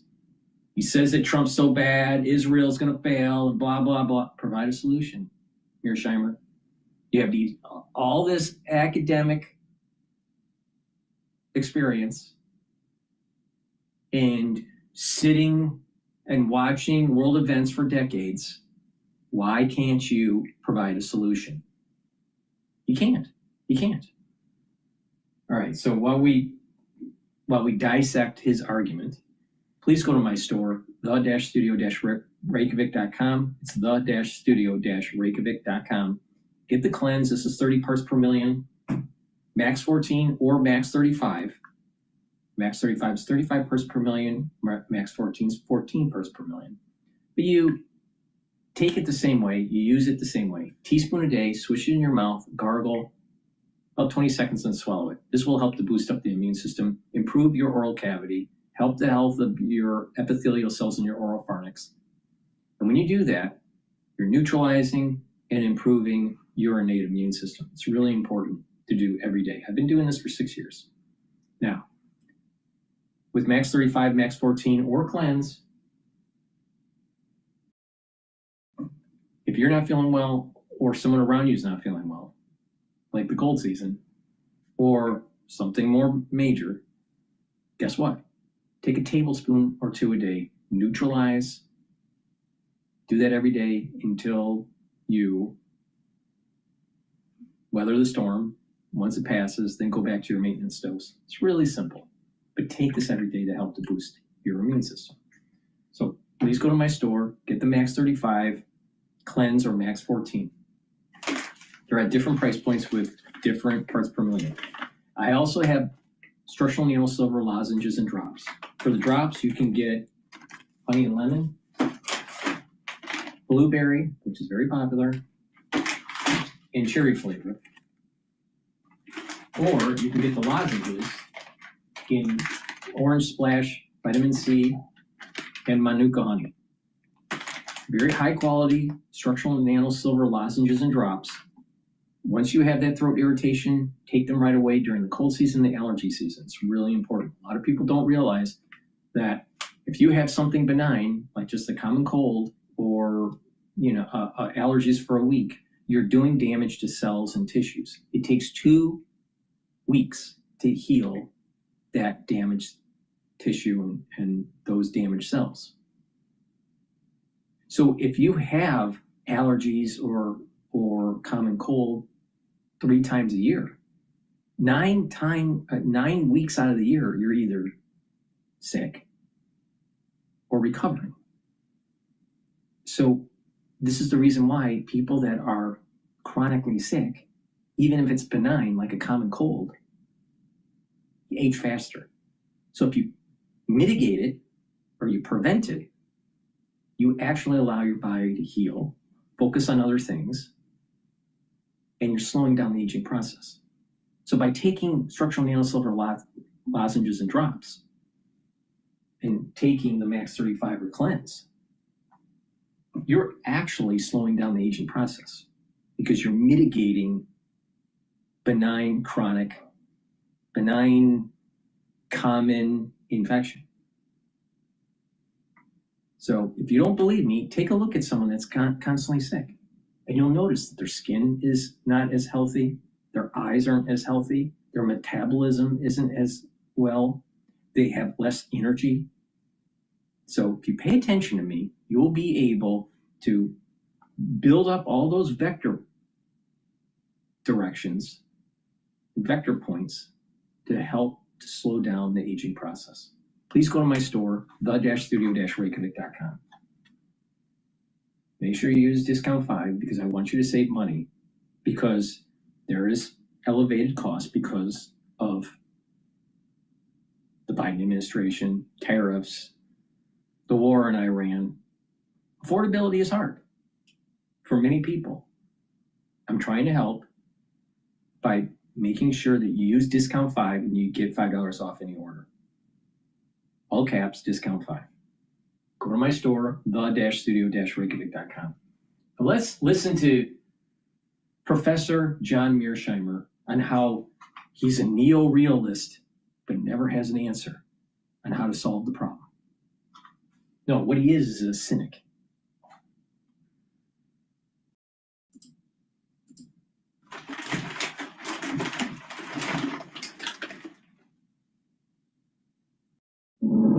Undeclared wars are commonplace. Tragically, our government engages in preemptive war, otherwise known as aggression, with no complaints from the American people.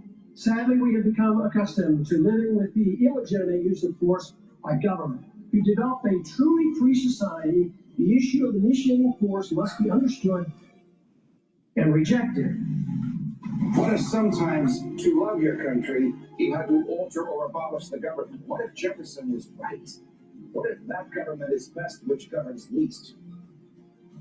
What if it is dangerous to be right when the government is wrong? What if it is better to perish fighting for freedom than to live as a slave? What if freedom's greatest hour of danger is now? Well, for sure there's overreach of government and there's an overreach of the national security state. Is your representative really paying attention to their constituents at home or the lobbying group? So there are many problems here. But when you have an existential threat at the horizon, you better take care of it right away. Now, do you think that Iran, when or if they get nuclear weapons, is going to be a real rational actor on the international stage? Look at how irrational they are, where they're bombing their own, quote, brothers in the region. Just imagine if they had a nuclear weapon.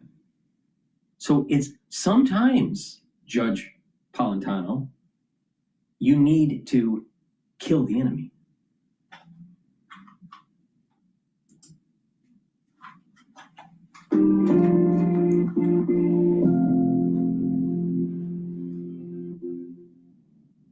Hi, everyone. Grab your guns, your permits, your moves. AI levels of your pitch, gets it in a groove. Draft design, deliver, make it sing. AI builds the deck so you can build that thing. Do that, do that, do that with Acrobat. Do you support Israel and the Jewish people? Now, more than ever, Israel needs committed friends around the world to... Hi, everyone. Judge Andrew Napolitano here for Judging Freedom. Today is Tuesday, March 17th, 2026, St. Patrick's Day here in the West, and particularly in the U.S., and especially here in New York City. Professor John Mearsheimer will be with us in just a moment on how the Iranian patience is undermining President Trump's impatience. But first this. Don't you just cringe when people say, I told you so? Sorry, I told you gold and silver would reap the benefits due to excessive money printing, inflation, and global uncertainty. It's here. It's happened. Gold. Let me get this straight. Some dude, Judge Polentano, who has a law degree and used to be a judge, that's the reason why he's Judge Polentano, all right, is going to tell you on how to invest. And his commercial here, this is I'm so tired of podcasters. Right? I know this show is kind of like a podcast, but I'm trying to tell you how to make money from the news instead of being a victim. You want to be a little Rothschild? You know, you want to be a master of your own destiny? Well, you better start listening to me and not some clown like Judge Polentano. So these people, they have these podcasts and they do these gold commercials and all this. This is all bet against America. Guess what? Never, ever, ever bet against the United States. I think J.P. Morgan, all right, back in the late 1800s and early 1900s, was a little bit more knowledgeable about the financial arena. And he said, J.P. Morgan said, never bet against the United States. Never. Never. Why? Because when you do, she always surprises you and kicks your ass. Here's a classic example. Judge Polentano saying that he's for the Constitution and he's for Jefferson. But when Jefferson became president, he actually was a little bit more aligned to the Federalists. Amazing how that worked. All right? Now, Judge Polentano is telling you to bet against America. Buy gold, buy silver. Oh. No, I'll tell you how to make money. I'll give you details. All right? The S&P 500 is trading at 6,728. All right? So, not too long ago, just a few days ago, it was trading at 6,650. All right? So take your trusty calculator, take 6,727 minus 6,650. All right? That's 77. And you divide it by 6,650. All right? In 2 days, you would have made 1.1, almost 1.2%. Now, if you pay attention to me, this is going to break 7,000. Probably go to 7,400 or 7,800 by year end, maybe even higher. Okay? Now, people that you really think that you're going to be safe in gold, while most gold products that you buy financially in the financial markets, it's not physical. It's just settled by cash. There's not enough gold to go around. So what's the real reason why you're doing it? Oh, you think that your money's going to be safer in gold. All right. Try it. I don't think so. Don't bet against the United States. All right? Don't. Now people go, well, gold's trading at 5,000 or and silver's up and blah, blah, blah, blah, blah. If you're really worried about inflation with a complex social system that has, built-in negative feedback loops, if you're worried about inflation, you buy into equities. Because equities will rise faster than the inflation rate. And that's the reason why bonds start to trade down, because they're worried about inflation. So why would you go into gold? And when you buy into the stock market, you get dividends. Are you getting dividends from gold? Not so much. Depends on how you do it. Maybe if you buy a miner, but that's like buying equities. So here, you got a judge. Look at that face. He's going to tell you, look at that, look at those eyes. He's going to tell you that, bet against America. Buy gold and silver. Yeah. Inflation. I just told you how to make money on the energy market and what's going on here. On the up and the down. He's just saying, there's going to be inflation, buy precious metals. Really? Really, Judge? Really? You really understand, even though you're a judge and a lawyer, what actually Jefferson did? Not just what he said, what he did. Isn't there a phrase, don't pay attention to so much what someone says, but what they do? Learn some history, Judge.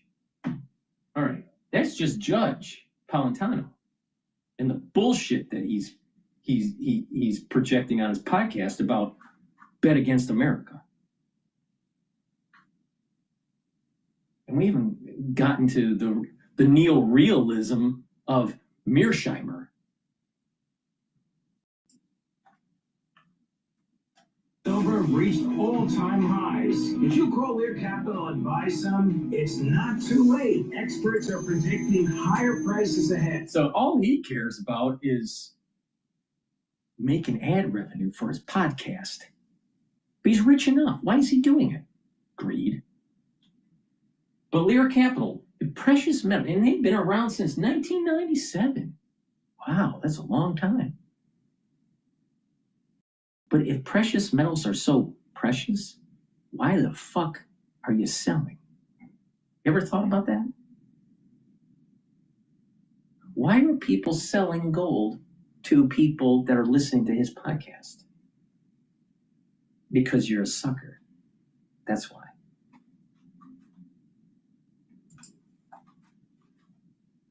Why? Nothing has changed. Geopolitical chaos, cost of living crises, and a weaker dollar are driving central banks to... Weaker dollar. Really? We're at the 10-year average. We have a strong dollar because of COVID. Dipshit. Cost of living crisis. Inflation because of all the printing we did during COVID and the lack of shock therapy by the Federal Reserve during the Biden administration had an aftershock for the costs that people are incurring today. Inflation is much lower. It's in the range of 2 to 3%, around 2.8, 2.9%. So it's stable, but absolute cost is elevated from 2, 3, 4 years ago. And that's what people are feeling. But how do you fight that? Oh, let me tell you, buy equities. Because that's what the smart people are doing. Smart people aren't buying gold. Don't be stupid. Geopolitical chaos. Oh, you got to be fearful, so get into gold, get into silver. The geopolitical chaos that's happening in Iran right now, that's affecting the oil markets. You've been paying attention to me on all my recent transmissions. I'm telling you how to short and long the damn oil's price. So you're making money either way. Yeah. Another dipshit. Another guy that has a following, that has a podcast, that doesn't even know what the fuck he's talking about.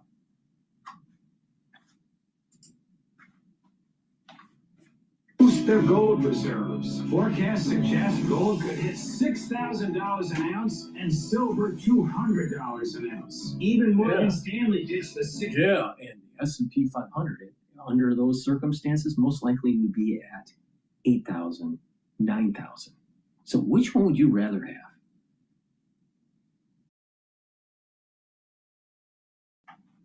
And if you believe the crap that he's saying, that the world's going to end because of the political chaos and the dollar's going to weaken and blah, blah, blah. Again, don't bet against America, Judge. No? Don't bet against America. See? Fear. This is all about fear. It's all about fear. And he doesn't give a shit because he's getting ad revenue. Lear Capital selling gold and silver. Precious metals. Why are you selling precious metals?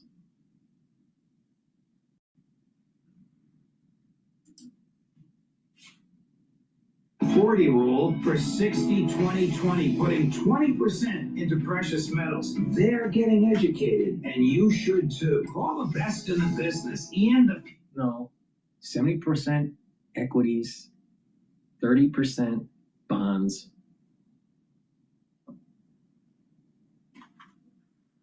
Most likely on the belly of the curve, 7 to 10 year. Judge, please, just stick to the law. Well, I trust Lear Capital. Get their reports, get the facts, get some gold and silver. Tell them the judge sent you and get up to $20,000 in bonus gold or silver. Oh, Judge is an old guy. And the people that are listening to him are old. And they're worried. And so you play up on their fear and you buy gold for the elderly.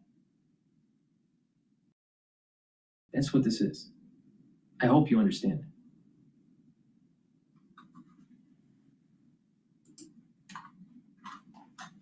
Call 800-511-4620 or go to LearChecksNap.com. Professor Mearsheimer, welcome here, my dear friend. Before we get to your analysis of Iranian inpatient. Now, Mearsheimer, he's one of the big three. Like I said, Kissinger, Brzezinski, and Mearsheimer. All right? He's a neo-realist when it comes to political science. I believe he's a professor at the University of Chicago.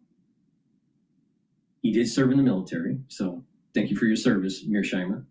But the bottom line is this: you have no fucking answer. All you do is complain. You're a cynic.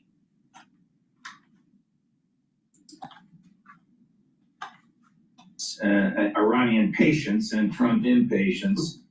I want to note that this is the 20th anniversary of one of the most groundbreaking books in the post-World War II era, your book that you wrote with Professor Stephen Walt, The Israel Lobby and U.S. Foreign Policy, which really opened up the eyes to... I think that I didn't read the book, right? But I've listened to a lot of Mearsheimer, so I know what he's gonna say. Now, in this regard, I agree with him. Lobbying groups of all kinds, Big Ag, the Israeli lobbying group, the insurance lobbying group, the healthcare lobbying group. There are many lobbying groups that are circumventing your freedoms for their benefit. And your representatives in Congress and in the Senate don't care about you. They only care about the lobbying group. So there's a major problem with the Israeli lobbying group. I totally agree with that. And we need to set stronger laws in place to truncate the power of the lobbying group.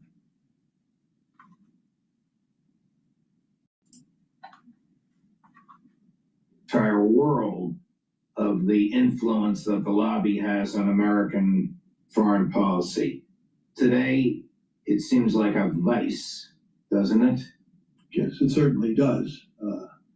I think that the lobby is as strong as ever today. And even stronger than when you wrote this book and did all this research 25 years ago. No, I don't think that the lobby group is as strong. I think that they've been weakening since October 7th. Why? Because if you look at the Democratic Party is not older white guys anymore, which seem to align with the Israeli lobbying group. It's starting to shift to a more belligerent left-wing party that's antithetical to the needs and the wants and the desires of the Israeli lobbying group. So the Israeli lobbying group is weakening, not strengthening, or as strong as. Absolutely not. Just look at Schumer, Senator Schumer, who's Jewish, who happens to put cheese on his hamburgers, which you're not supposed to if you're Jewish. But the thing is that he's even concerned about the left wing of the party.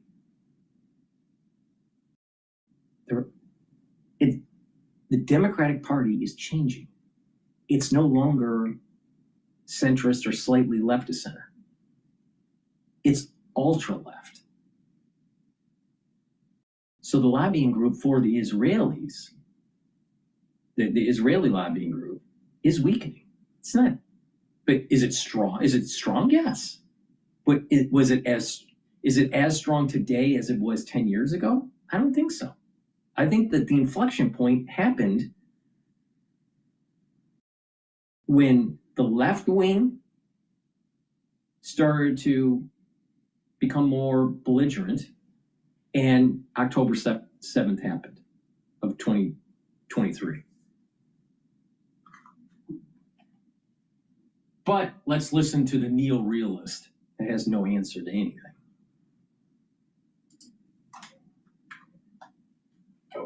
Yeah, I think that it's important to emphasize that the lobby operates at two levels.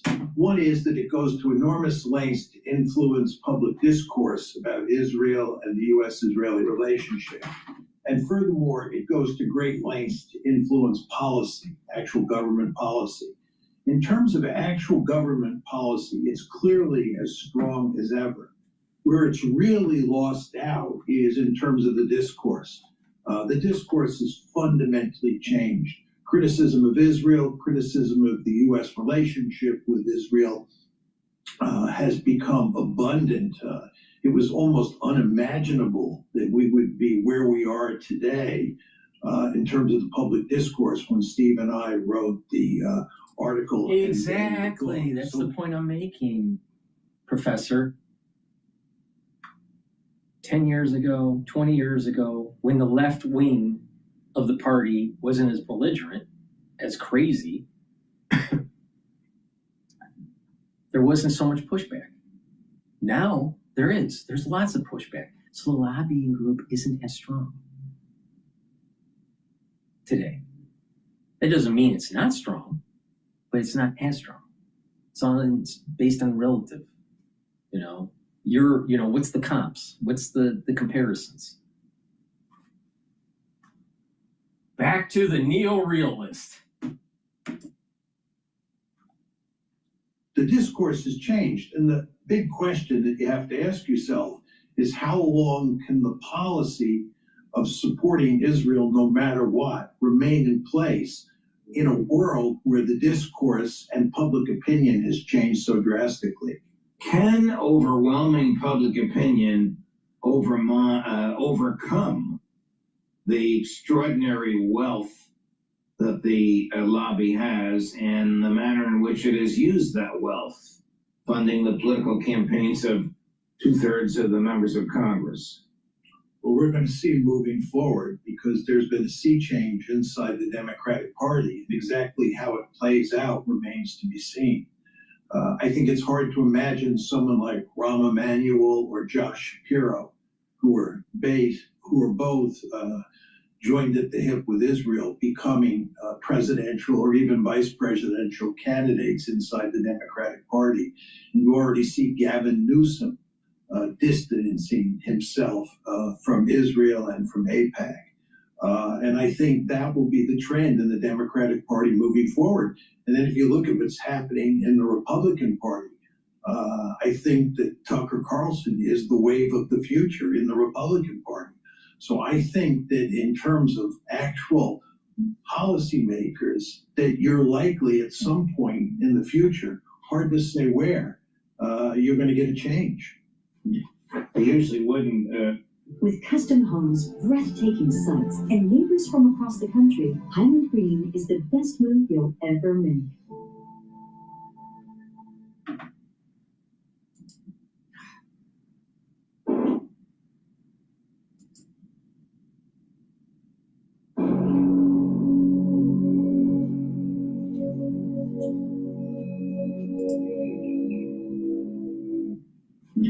I usually wouldn't run a clip of Marjorie Taylor Greene with John Mearsheimer, but she does crystallize the problems in the Republican Party very nicely.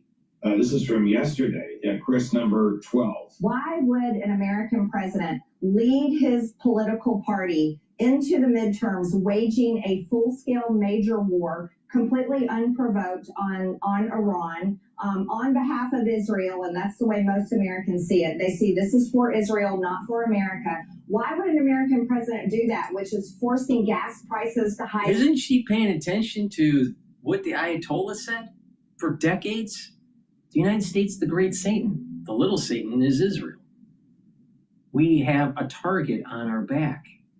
The United States is a target of Iran. You got to pay attention to this. So to say that the United States, look at Rushdie. Remember Rushdie about the satanic verses, and they put a hit on him. They tried to kill him multiple times, and they ended up stabbing him, and he lost an eye. That's what they wanted to do to America. So We can't keep on kicking the can down the road. And what about remembering the Iran hostage crisis? What about the bombing of the Cole? What about the bombing of Beirut in 1983, bitch? It's all about payback. And if we had an opportunity to kick ass and knock them out, we should have, and we did. Here, this is a classic fucking example of America first. I don't want to go to war. This is the same bullshit that's going to happen when China ends up invading Taiwan. You're going to have a lot of people like her, MTG. You're going to have a lot of people like her that's saying we shouldn't do anything, yet we lose our hegemonic power. But not just that.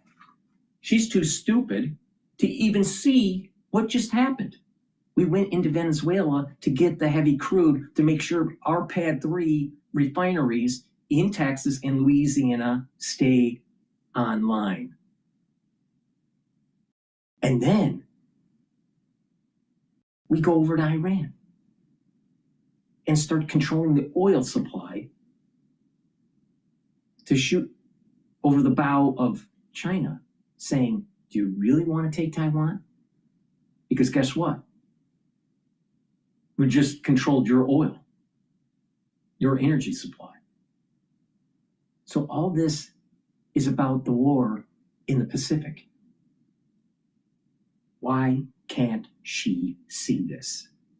Because she's stupid.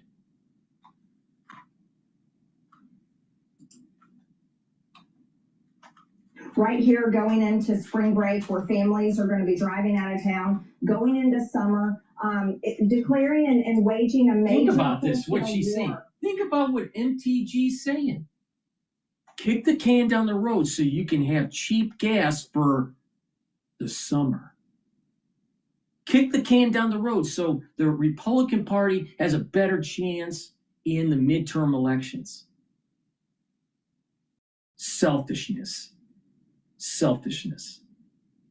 And this is the reason why on my show on Sunday live, I was talking to John Oak. And you can see the episode, I think it's episode 42. 41.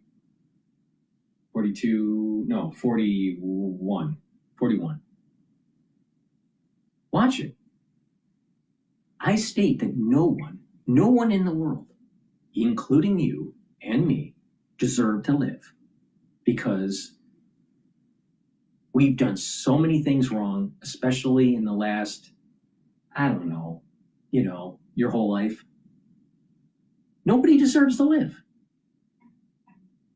We don't deserve our Constitution because we're not willing to fight for it. When we see a threat, we have too many people that are sitting on the fence saying, oh, I don't want to do anything. What about the women out there when the info meal wasn't available during the Biden administration? Did the women protest? No. Did you have a society really galvanized and pushing back on the government during the COVID years? No.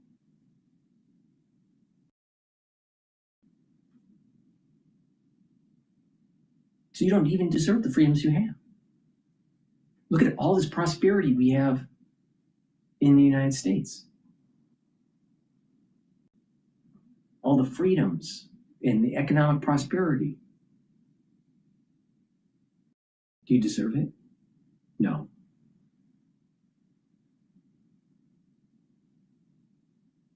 But she's like, no, we have to make sure that we're selfish. We have to make sure that we have cheap gas for vacations that you really don't even need. Oh, we have to stay at home and not go and fight in a foreign war because we're America first. That's what she's saying. Selfishness. Selfishness.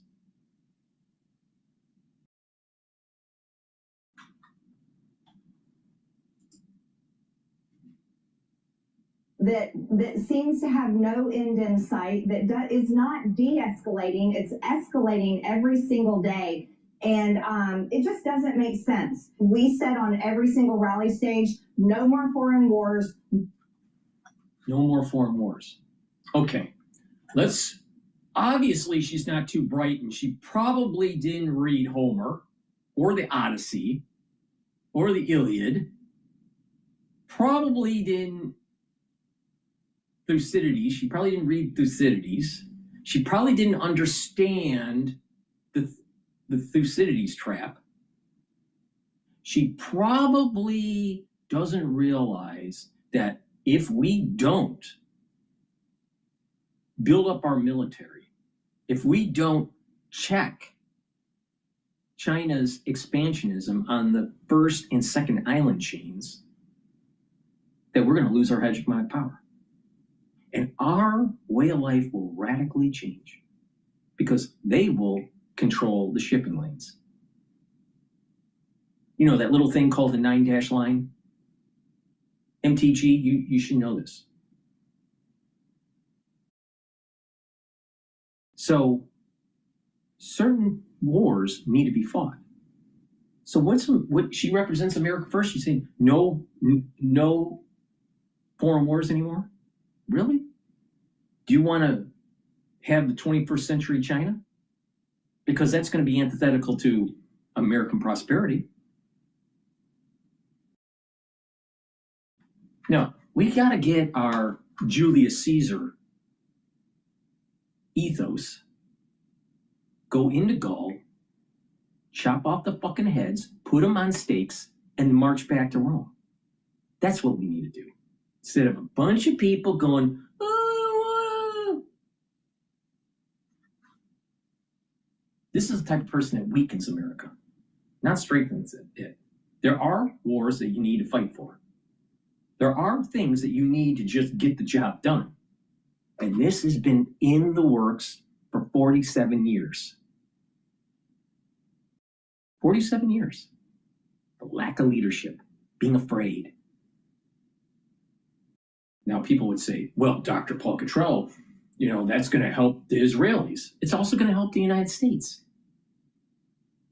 And it's going to allow us to have more political and geopolitical leverage against China. Now, do you want that leverage? When they want to expand to the first and second island chains, and oh, by the way, don't think that Hawaii is only 5 islands. I believe it's 137 islands. They're little, but they expand all the way to the second island chains. So when they expand, that means chipping away at the state of Alaska. Or chipping away at the state of Alaska, but also the state of Hawaii. So we have 137 islands for the state of Hawaii.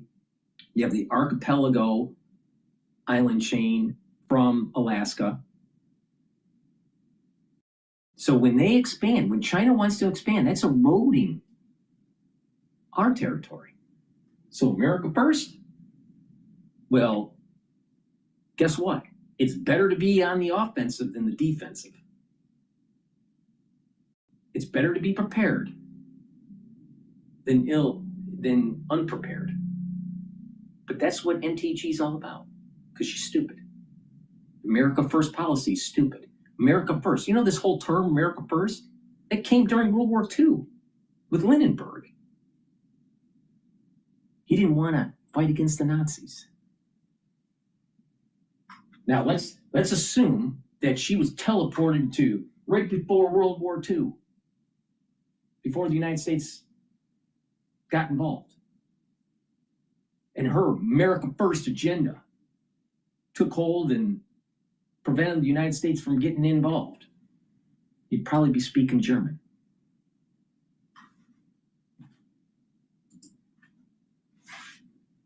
More regime change. It's time to put America first, and this is a complete betrayal of those campaign promises. To get into domestic politics with you, but she hits the nail on the head, doesn't she? Yeah, there's no question about it. I agree with everything she says. It's quite remarkable that I often find myself in agreement with Marjorie these days when she's talking about American foreign policy. And I would just note too, going back to what I said earlier, the fact that Marjorie Taylor Greene is making those. So this guy is an educated individual. Mearsheimer, top three in political science in the United States. And guess what? He doesn't have an answer to making sure that the Chinese don't get the first and second island chains and erode our territorial sovereignty. Because you got to remember, this is going to involve the archipelago of Alaska and the island chain of Hawaii. It's not just 5 islands for Hawaii. It's a lot more than that.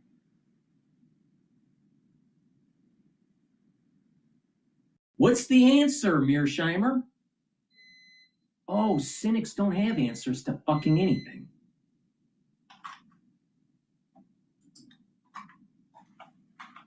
Comments publicly today is really quite remarkable given the context that existed when Steve and I wrote the article and the book back in the day. Right. Public discourse has just changed in fundamental ways. And by the way, your show is a clear reflection of that. The lobby can't be very happy with the way the war is going, can it? No, this is a disaster. Yeah, there's breaking news going on with Trump in the press. Hold on. With on China, it's a little different story. We're resetting the meeting, and it looks like it'll take place in about 5 weeks. We're working with China. They were fine with it. We're going to. I look forward to seeing President Xi. He looks forward to seeing me, I think. But I do look forward to seeing him. We have a good relationship with China. China actually has become economically for us very good, as you know. It's much different than it was in the past. And we have a very good working relationship with China. So we're making it in about 5 or 6 weeks. Mr. President. For not supporting you on this. Any repercussions? Well, no, I just think that it's not good for a partnership when they say what you're doing is a great thing, but we're not going to help. You know, they say what you did is a great thing, but we're not going to help. The Iranian regime is focused on you. If you put boots on the ground in Iran, it will be another Vietnam. Are you afraid of that? No, I'm not afraid of. I'm really not afraid of anything. Are you rethinking the United States' relationship with NATO possibly getting out? Well, I'm disappointed in NATO that we spend trillions of dollars on NATO. Think of it, trillions over the years, many trillions of dollars. It's one of the reasons we have deficits and we help other countries. And when they don't help us, I mean, it's certainly something that we should think about. I don't need Congress for that decision. As you probably know, I can make that decision myself. I work with some very smart people.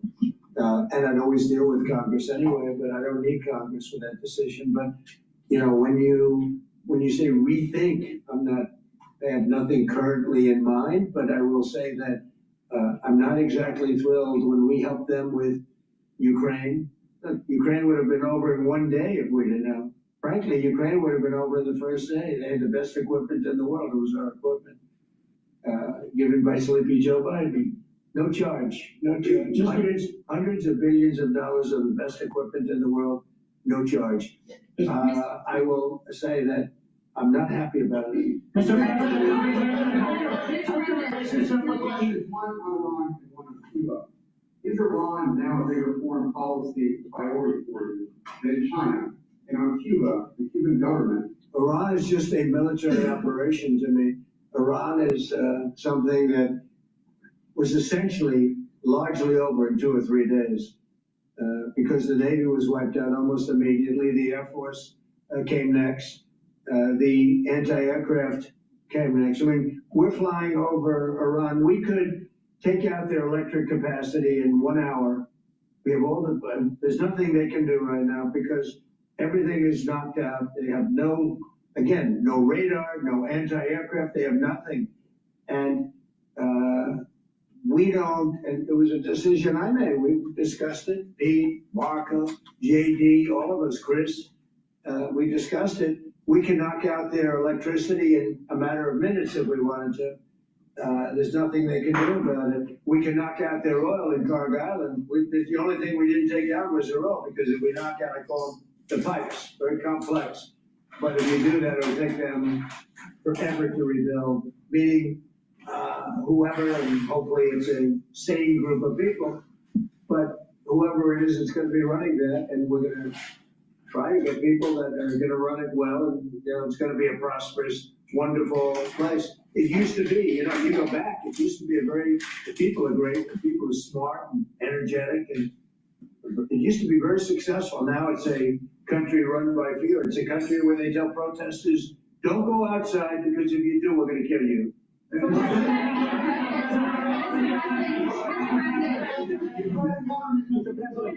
Cuba right now is in very bad shape, and they're talking to Marco, and we'll be doing something with Cuba very soon. We're really focused on this, but we're dealing with Cuba. Marco, do you want to say a couple of words about it? Yeah, I mean, Cuba has an economy that doesn't work and a political and governmental system that can't fix it. Yesterday's not dramatic enough, it's not gonna fix it. So they've got some big decisions to make over there. But Secretary Rubio, do you support, and I know this is up to Congress, but do you support easing the Cuban trade embargo if you get more cooperation from them? Well, I'm not gonna discuss what we would talk about or not. Suffice it to say that the embargo is tied to political change on the island. The law, the embargo is codified. And, but the bottom line is their economy doesn't work. It's a non-functional economy. It's an economy that has survived. That revolution, it's not even a revolution, that thing they have, has survived on subsidies from the Soviet Union and now from Venezuela. They don't get subsidies anymore, so they're in a lot of trouble. And the people in charge they don't know how to fix it. So they have to get new people in charge. That's what And the relationship we have with Venezuela has been, I think you could almost say incredible. It's been really good. It's been good for Venezuela, and it's been good for us. And I congratulate the Venezuelan baseball team, because that was a big win, and I guess they play another game tonight in the finals. But this is the first time they've ever been in the finals, and it was pretty exciting. Yeah. Around just the military operations, do you not have a day off to plan? And if so, what is the day off to plan for? Well, we have a lot. Look, if we left right now, it would take 10 years for them to rebuild. But we're not ready to leave yet, but we'll be leaving in the near future. We'll be leaving in pretty much the very near future, but right now they've been decimated from every standpoint. And again, we've had great support from countries in the Middle East, great support. If Trump is talking, oil is going up. Essentially, no support from NATO. What about your relationship with London? Has it been damaged by the fact that Keir Starmer isn't supporting you in this war? And has your opinion of Keir Starmer changed because of this? Yes. Well, he hasn't been. No, they make a lot of money on trade with the United States. I went out of my, as you know, they couldn't make a deal with Biden because they had no real administration to make a deal, Biden. But we made a deal. We made a good deal for them, and frankly, probably wasn't appreciated. I do look forward to seeing the king. He's going to be coming, as you know, very shortly. But no, I was disappointed because Keir was willing to send 2 aircraft carriers after we won, because essentially there's no threat for the aircraft carriers right now. And I said, no, we want things sent before the war, not after the war is won. So yeah, I'm disappointed with Keir. I like him. I think he's a nice man, but I'm disappointed. You see that man right there? You know who that is? The late great Winston Churchill. And Barack Hussein Obama did not want his bust in his office. Did you know that? And Barack Hussein Obama sent that bust back to England. They didn't want it. And when I came in, I was asked if I wanted it. I said, absolutely, I want it. And I put it right there, Winston Churchill. And, you know, unfortunately, here is not Winston Churchill. You got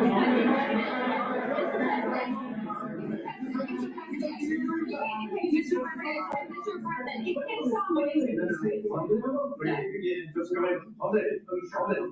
make a number of points. First of all, I think, notwithstanding what has happened, the transatlantic relationship between Europe and the US is very, very important on a number of fronts. And I think we've had issues over the last year or two, but we settled them. And I think many of these leaders engaged with you, particularly on trade issues. Remember all the fuss last year, but we got a landing zone between Europe and US, and I think we can get a landing zone again. And I think I just met with Keir Starmer last week. The British-Irish relationship is a very important one. Churchill was a great wartime leader, although in Ireland there was kind of a different perspective in terms of during the War of Independence and so on. He created his own bit of difficulties for us, but that said, he was a great wartime leader. Keir Starmer has done a lot to reset the Irish-British relationship. I just want to put that on the record.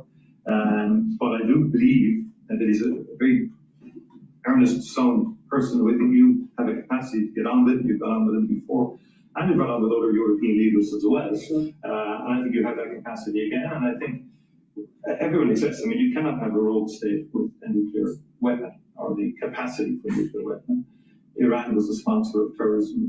We sanctioned Iran. All European countries did as a terror, and the IRGC in particular as a terrorist organization. They sponsored Hamas. They sponsored Hezbollah. The Houthis. They created mayhem, a most maligned force in the Middle East. The Irish position has always been ultimately, can we resolve this? Can we get peace? And obviously there's preconditions before we get to that situation. We had our own conflict, which went on for 13 years, and we learned a lot from that in terms of how to try and bring about peace. And I think I listened to you in terms of you're correct. I mean, our hearts go to the Iranian people who have been repressed and suppressed for so many years, culminating in that savage murder, thousands and thousands. Exactly. The secular, educated part of the Iranian society wants freedom. Mearsheimer thinks that we shouldn't get involved. MTG thinks we shouldn't get involved. We shouldn't help people. And it's a win-win. They get a free country, and we have another geopolitical piece of the grand chessboard against China. Mearsheimer he knows better. Solution of conflict. That's where we come from as a small nation. We've been peacekeepers all our lives.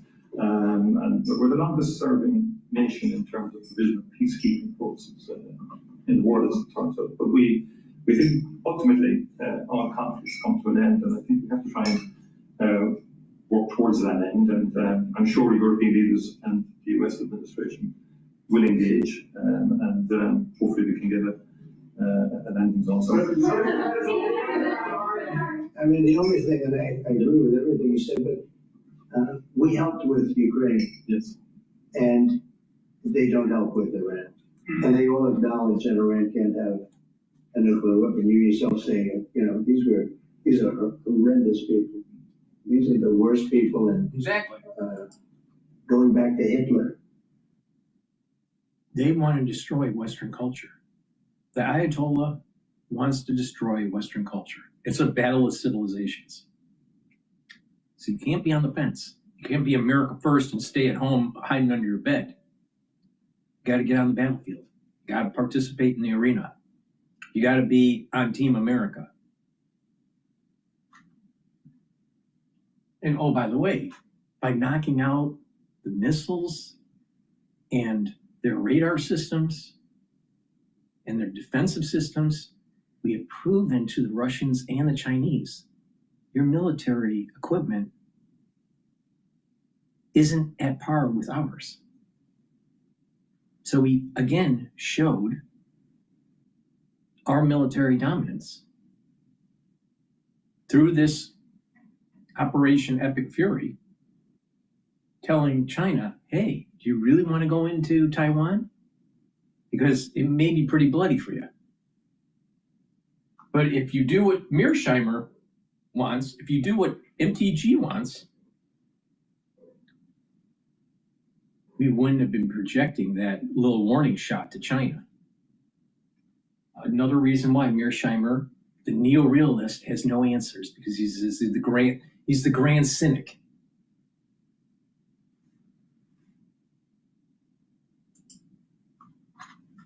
And making the case to the British public as to why he should be supporting you. Could you do that now and talk to the UK, to Jimmy's viewers about why it's in their interest that we help you?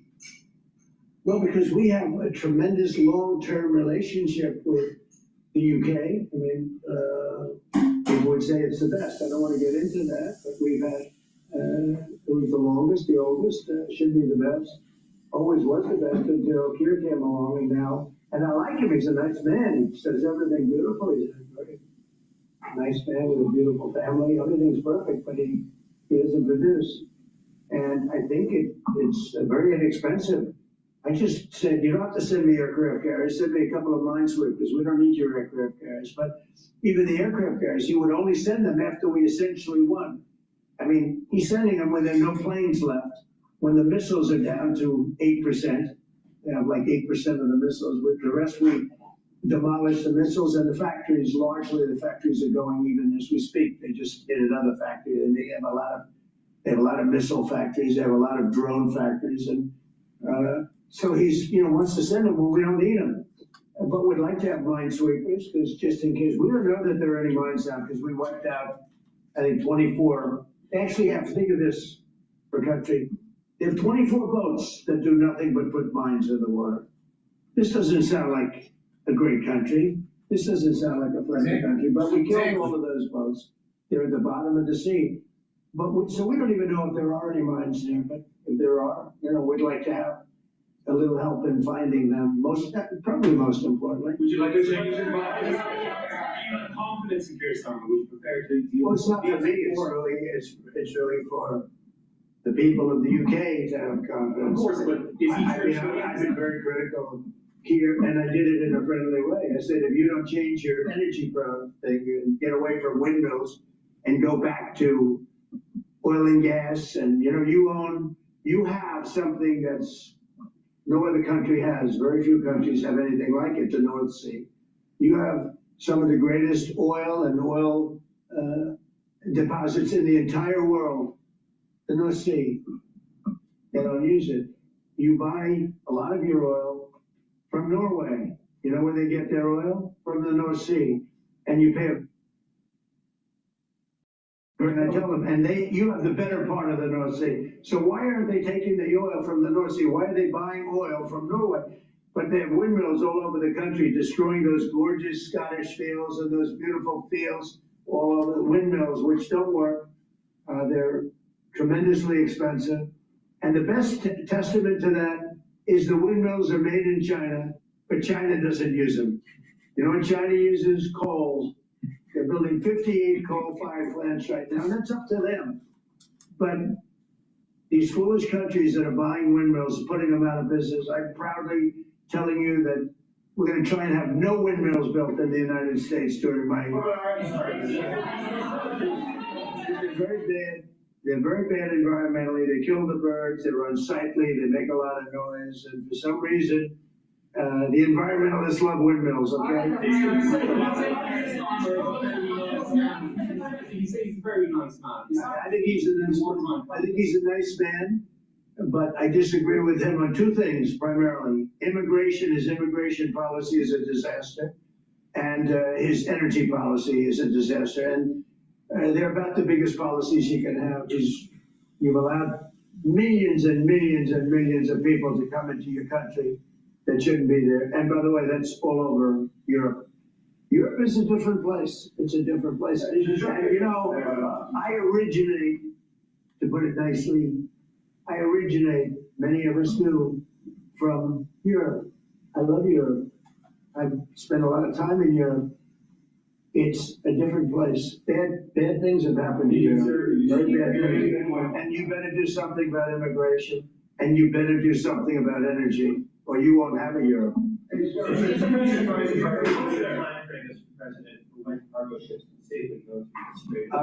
won't be, I don't believe, too long. We're knocking the hell out of the coast. It's basically the coast and the water. And it won't be too long. And the Middle Eastern states, including Israel, by the way, who has been terrific. The Middle Eastern states have been helping us a lot.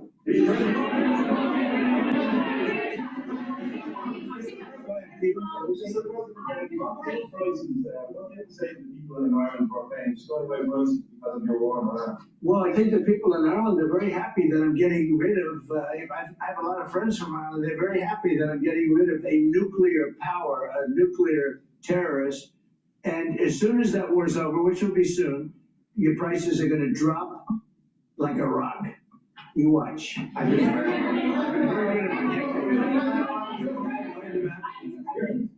think about our president's comments about his breaking international law? What do you think about our president's comments? Can you speak? You're speaking right into your phone. Mr. President, how do you respond to the recognition groups against the use of the sea and constantly the influence on region? You want to answer that? Yeah. You want to? Yeah.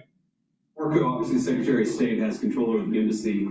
Look, there have been a lot of militia attacks against our base or our embassy in Iran. I think Marco's done a good job of limiting the number of people who are at that embassy so we can provide essential functions, but also protect our people. But it goes to show there are a lot of terrorists in that region of the world, and we've got to eliminate when we find them. And you can't give them nuclear weapons. You can give them rifles, you can give them guns, you can't give them nuclear weapons. I think we agree for very strongly. Yes, excuse me. Just first of all, I will say that Europe is still a very good place to live in. Good. I'm glad to hear that. And our view is you have to have robust and fair rules around migration. But on the other hand, a lot of people, within the European Union, we have free mobility of people. And in Ireland, our population is growing, but in a very positive way. Our economy is going well because we're attracting a lot of people from Europe and beyond into work, legally and validly in our country. In fact, I'd love if we could develop a legal pathway between the US and Ireland into the future because of our history and so on like that, that we could have a legal pathway because no one is in favor of illegal migration or and so forth. So you have to have robust rules for that. But fundamentally, I think sometimes Europe gets characterized wrongly in terms of it being overrun or whatever like that. It's much more robust now, much more stronger mechanism in place to facilitate legal migration. And I think it's important that understanding. So we need more economic growth in Europe. It doesn't have the same focus on innovation that you do here in the US. Discussed that earlier by the president in terms of technology, in terms of AI. We pivot more to innovation as opposed to regulation. And I think investing in people, and that's the key to, I think, our collective future. We do take our Prime Minister, Mr. President, our president has said that your war against Iran is illegal, it's an attack on international law. Who said that? The Irish president. Look, he's lucky I exist. That's all I can say. Because if you're going to allow countries that are sick and demented, and they are demented, to have nuclear weapons, everybody in the whole world should be very thankful. And I'm disappointed in NATO, very disappointed. I'm disappointed in a couple of other countries too. But they should be very thankful that this group of people feels the way we do. Because if a country like Iran was allowed to have the power of a nuclear weapon, if we didn't stop them, I stopped them twice. I stopped them my first term when I terminated the Iran nuclear deal, which was Barack Obama's deal. It was one of maybe the worst deal I've ever seen. It gave everything to Iran, including billions of dollars in green cash. I don't mean cash, I mean green cash flown over by airplanes. I can't to this day believe that was allowed to happen. And come to think of it, it would be a good thing for somebody to look at. Does the president have the power to hand hundreds of millions of dollars of cash to terrorists? But it began with that, and I terminated that deal. If I didn't terminate that deal, we might not be here right now. If I didn't terminate that deal, unbelievable nuclear holocaust would have taken place. And then I did it a second time when we hit them with the B-2 bombers, and we totally obliterated their potential nuclear weapon that they would have had in less than 1 month. They think 2 weeks, but in less than 1 month. And it would have been, I believe it would have been a much different world than it is right now. We want to go to lunch, so maybe we'll take one more nice one. Can I ask you how you're doing with your legal case against BBC and their fake news documentary? Well, BBC was incredible. What they did is they had me speaking something I never said. And I've never seen anything quite like it. You know, CBS had that. We had the situation on 60 Minutes, and not the current owners, the past owners. The current owners, I think, are good, Allison. But BBC took it a step further.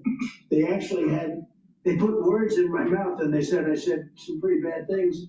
And I didn't say them. It was AI generated. And I said, I never said that. In fact, some of my people said, wow, that was pretty bad stuff you said. I said, what did I say? You know, I'm pretty good at this stuff. I mean, if you can go through years of these press conferences and you're a popular president of the United States that won in a landslide, that won all 7 swing states, that got record numbers of votes. I mean, so I guess I'm okay at this stuff. I said, I never said that. And then we found out it was AI generated. And they admit they made a mistake. BBC. But I watched them this morning for some crazy reason, and it was so inaccurate. The reporting of the war was unbelievable. We have decimated that country. And if you watch BBC, it's almost like they're fighting us to a draw. They're not fighting us to a draw. It was very inaccurate news. It was fake news. So I'm very proud of the term fake news because it was my term. I came up with it, but it's no longer accurate. It really is. It's corrupt fraudulent news. It really is. It's fraudulent. It's not just fake. It's beyond fake. It's really criminal what they did. I watched BBC this morning, and I don't know much about BBC other than what took place, because people were calling me saying, that was a terrible thing you said. I said, what did I say? And I said, I never said that. And we checked it. You agree? They agree. You've been listening to President Trump at an event at the White House with the Irish Prime Minister. He's been addressing the reluctance of... All right. So we're going to go back to Mearsheimer and how he's America first. Please go to my store, the-studio-reykjavik.com. Get the Boomer Boost. This has 68 nutrients. This has a very comprehensive compound profile shown on the screen. You can read the label in detail on my website, the-studio-reykjavik.com. This will help to slow down the aging process and increase your longevity.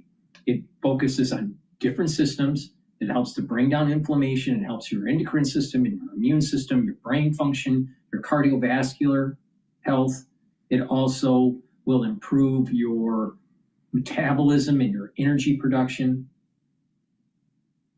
And by bringing down inflammation, not only is it helping your immune system, but it's also helping with your joints. And you're going to be able to control your A1C levels, your blood glucose levels, really important, and build musculature. This is a great supplement to be taking every day. You will start to feel the effects of this within 72 hours. You take this regularly, and you're going to slow down the aging process. And you're going to have more vitality. You're going to have more energy. You're going to be just more active. Another great supplement that you can take separately or stack it with the Boomer Boost is the heirloom barley. Heirloom barley will help to detoxify your body, bring down inflammation, and soak up free radicals through superoxide dismutase. By taking this every day, you're going to be able to improve your immune system. You're going to improve your endocrine system. You're going to improve your brain function. You're going to improve your cardiovascular health. Why? By bringing down inflammation, you're reducing stress in different tissues. So if you're reducing the stress and the inflammation at the neuron level, the neurons are going to be healthier. When you're soaking up free radicals, you're helping the health of the mitochondria so you have more energy. So please go to my store, get the heirloom barley. And again, you can take it separately or you can stack it with the Boomer Boost, which is what I recommend. So please go to my store, the-studio-reykjavik.com. It's the-studio-reykjavik.com. The link is in the description of this video and all my videos. And get this stack and use discount 5, all caps, discount 5, you get $5 off. All right, let's go back to the neo-realist Mearsheimer, who doesn't have an answer for anything because he's the grand cynic.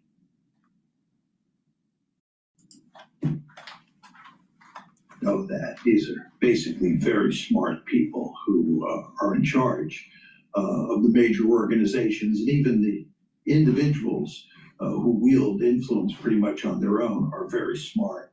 And they have to know that we and the Israelis have gotten ourselves into a real hole. And all we're really doing is digging here. And what's becoming clear is that this is a war for Israel.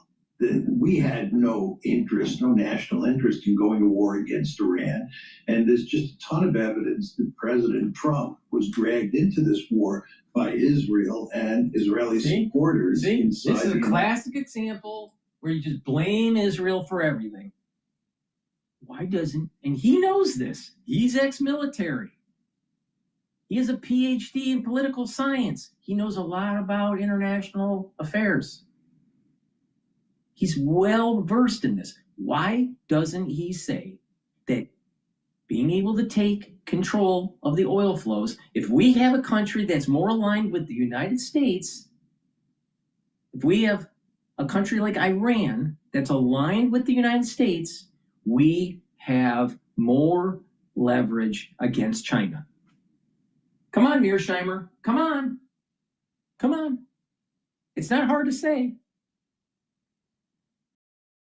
So because he doesn't say it, it's not that he doesn't know it. He has a different agenda. Now, what's that agenda?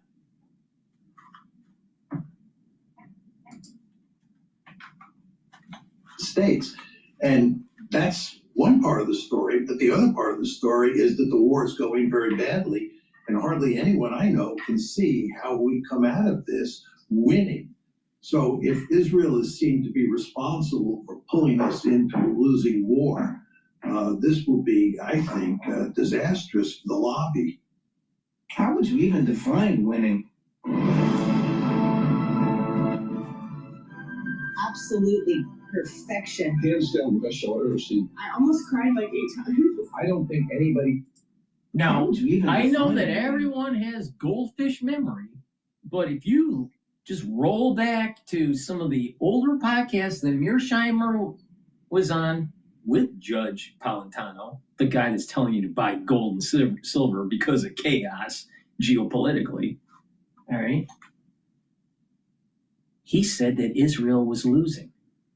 He said the same bullshit that Scott Ritter said. And guess what? Hamas and Hezbollah are decimated. And the project for a greater Israel is even more higher probability now. Does that sound like a losing strategy? Mearsheimer? Huh? So if he got Israel wrong with thinking that Hamas was going to, drag Israel into some sort of Vietnam, their version of Vietnam, Gaza's gone. It's a parking lot now. It's totally decimated. There's nothing left. Nothing. He got that wrong. What about Hezbollah? He got that wrong. What about Syria? Got that wrong. So maybe he's going to get his take on Iran wrong too? I think so. Who's right? Who's going to play out to be the victor in this in terms of prediction? Dr. Paul Cottrell or Dr. Mearsheimer? Dr. Paul Cottrell is 100% right on this one. Top 3 in terms of international affairs and political science. And guess what? Can't get modern events correct. With that stupid face. War like this.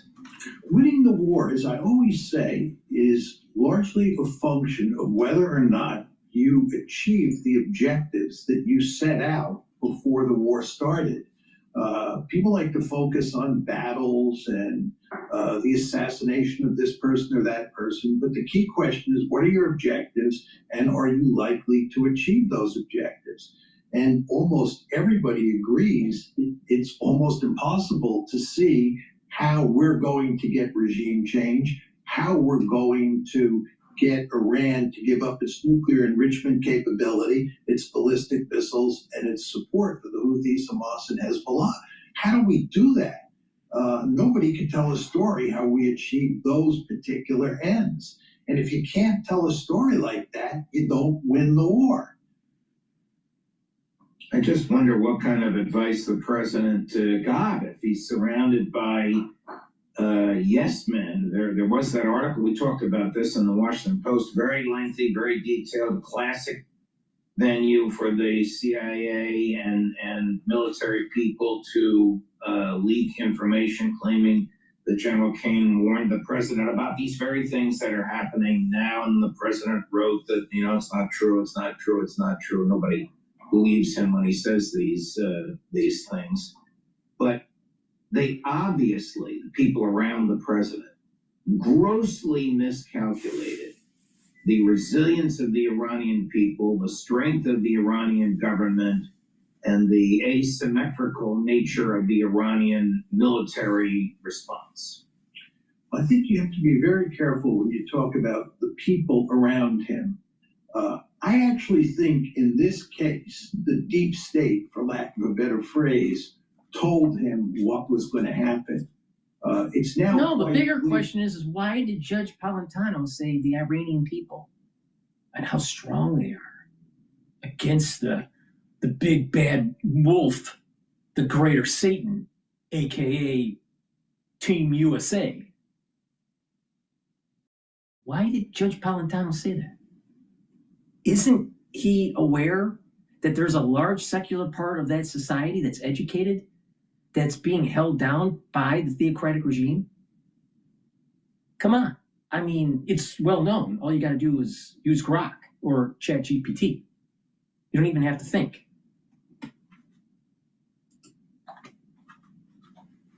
From press reports that he was told that the Iranians would shut the Strait of Hormuz. He was told that. And he just ignored it because he thought we would win a quick and easy victory or a quick and decisive victory. So that would never become an issue, that meaning the shutting down of the strait. So he was getting, I believe, good advice from General Kane. General Kane was telling him that we did not have a serious military option here. The National Intelligence Council was telling him the same. The problem is that Benjamin Netanyahu and a handful of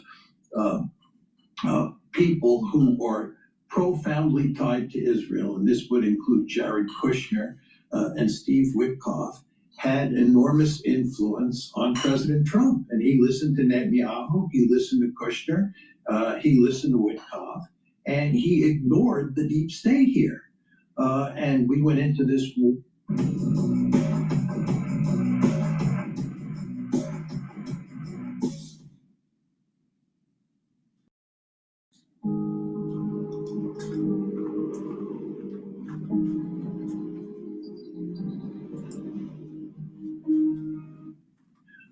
And we went into this war without clear objectives, without a clear plan. And when you do that, and you're dealing with an adversary that has a rich history of fighting against Israel and its ally, the United States, and has learned a lot over time about how to wage that war, you're asking for serious trouble. And that's the situation we're in now. How is this war viewed in the Kremlin, in your view, Professor Mearsheimer? Oh, I think this is wonderful news for the Kremlin. They're the big winner in this one. First of all, they get more oil price. They get more price for their oil. Gas, and oil prices. Because of this war, it's very important to understand that the administration has a vested interest in allowing as much oil as possible to get out into the market. Most people don't understand this, but Iranian oil is being exported around the world in the same amounts that it was being exported around the world before the war started. You just want to understand that. Iranian oil is flowing through the Strait of Hormuz.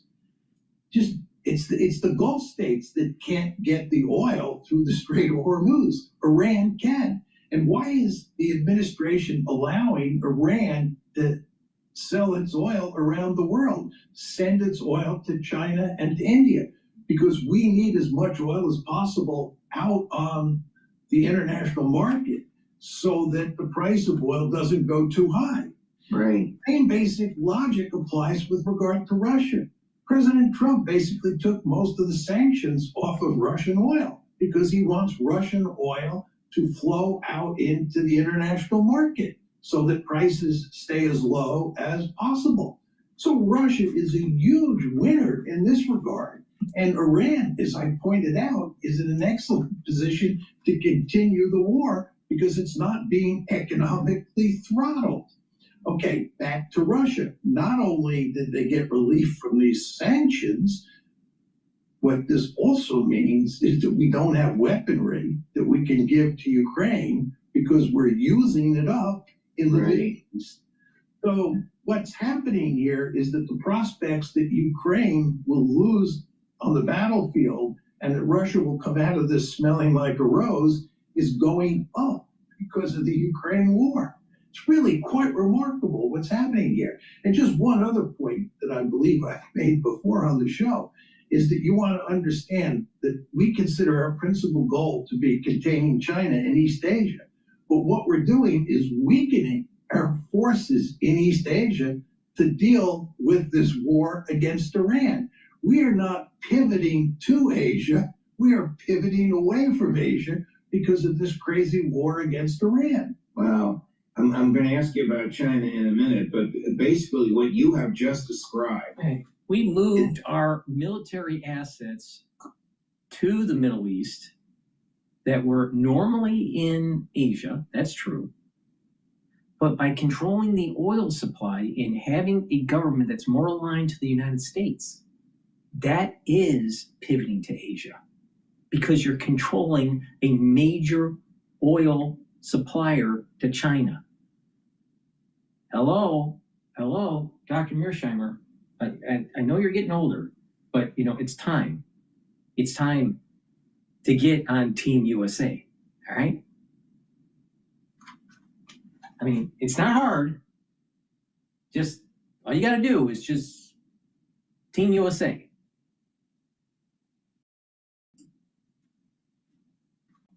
Economics 101. Now, wouldn't Scott Bessent or the Secretary of the Treasury or someone in Trump's orbit have explained this to him? You realize what's going to happen? You're going to add a lot of... See, this is a classic example of short-term pain for long-term solution can't be had because you have short-sightedness by Judge Polentano and the rest of America and the America First policies. Team USA isn't necessarily America First because America First policy is kind of a misnomer. America First, it means be a pacifist. That's what it means. For most people that are aligned with that kind of thing. So, wait a minute, Judge Polentano. A president assesses the risks. It is his prerogative to decide which path to take based on what he thinks, based on his life experience, based on domestic and international landscapes, what his advisors are doing, and makes a determination. It is the president's prerogative to go against his advisors. Hell, if you pay attention to Judge Polentano, if JFK took the advice of Judge Polentano during the Cuban Missile Crisis, we wouldn't have had a de-escalation. We would have had nuclear exchange with Russia, with the Soviet Union during the Cuban Missile Crisis.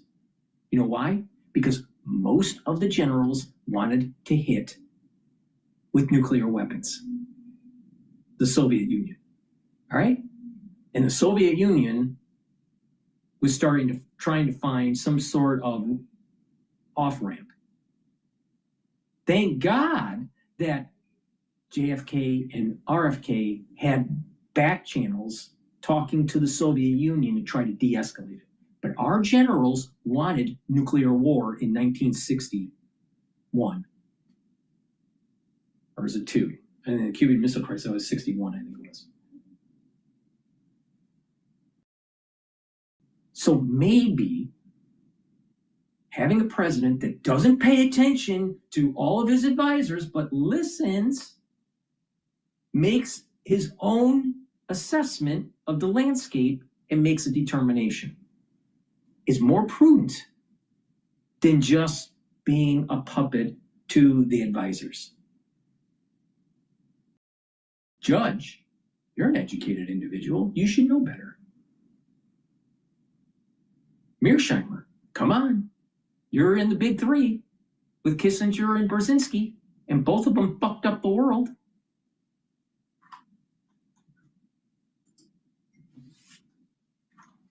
To Putin's treasury, because he's going to be selling more oil and he's going to be selling it at a higher price. And all your blue-collar MAGA guys, when they go to fill up their pickup trucks, I say, why am I paying $4 and $5 a gallon for gas? I didn't fight this war. It has nothing to do with me. Stupid. Stupid.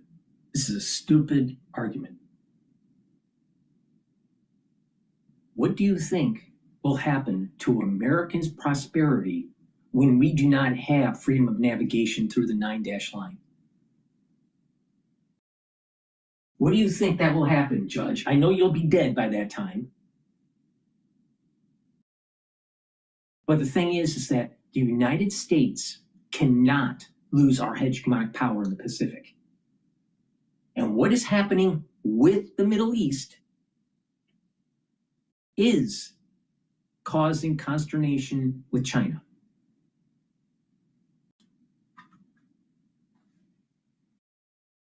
So when you're just looking at it from, well, I'm putting more money in my gas tank because the oil prices are high because we're fighting a war in Iran for Israel.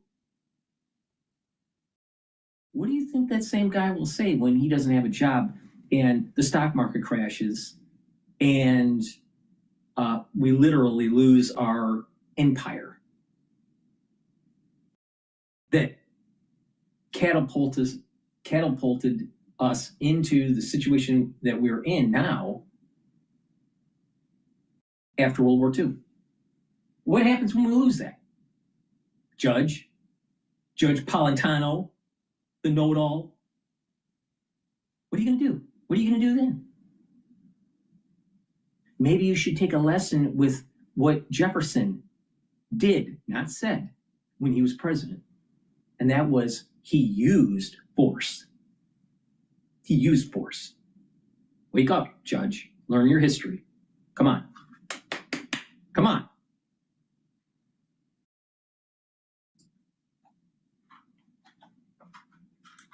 The key point here that's essential to keep in mind is that President Trump thought that he was going to win a quick and decisive victory.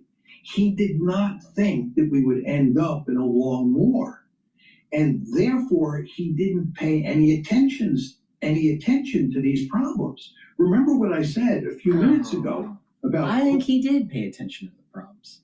It's just that he looked at the risk area, the risk landscape, and decided to move. Now, did we have to expedite our operations because of what Israel was doing at the same time? Probably. That's what Rubio seemed to be suggesting. But the bottom line is this. Actually, the war is doing pretty well. This was published 3 hours ago. So it was probably recorded yesterday, all right? With Mearsheimer and Politano. WTI is trading at $95 a barrel. Now, what they're saying is so catastrophic and all this, WTI should be trading at 102, 103, 105. Why is it? Why? The energy markets are telling you where this is going. And it's not up, it's down. That means that Trump is actually slowly succeeding in this. Now, did he think it was going to be taking as long to have the IRGC collapse? Probably. But that's the fog of war. That's you don't know what happens. And all of these dominoes that start to fall and how the new landscape changes. It's a dynamic situation. So anyone says, oh, let's not go in. That's just a pacifist. I'm afraid of it. And you got these Monday morning or Tuesday morning quarterbacks telling how they would do it if they were the president of the United States. Well, thank God that Judge Palatano is not the president of the United States. And thank God that Mearsheimer isn't part of the National Security Advisory Group.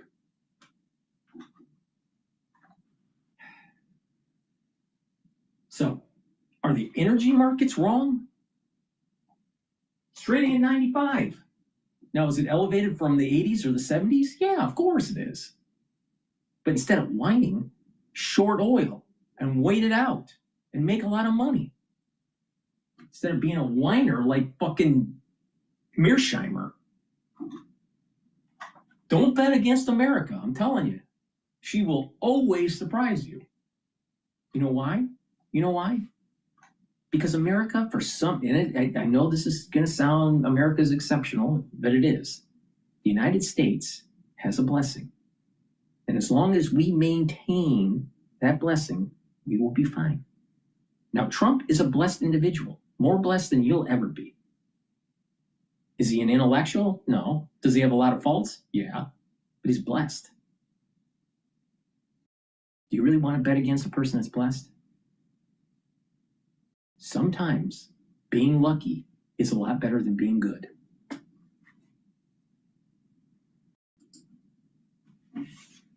Seeing the Strait of Hormuz.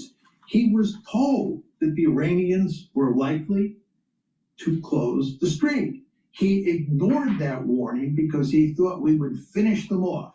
It would either be a decapitation strategy that brought Iran to its knees, or it would be shock and awe, or it would be a rapid punishment campaign. But this war, in President Trump's mind and in Prime Minister Netanyahu's mind, was not going to go on and on. It was going to be a quick and decisive victory. So all these issues that you're now raising were ignored or not even addressed.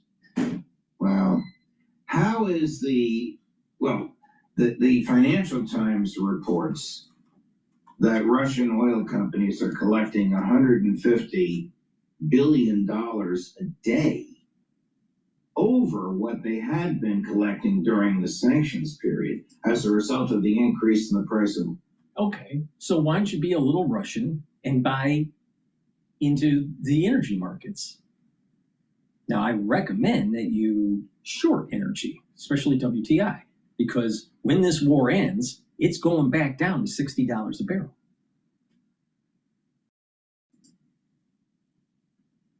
That is extraordinary. I'm not familiar with the Russian tax scheme, but somehow that has to be contributing marvelously to the Kremlin's treasury.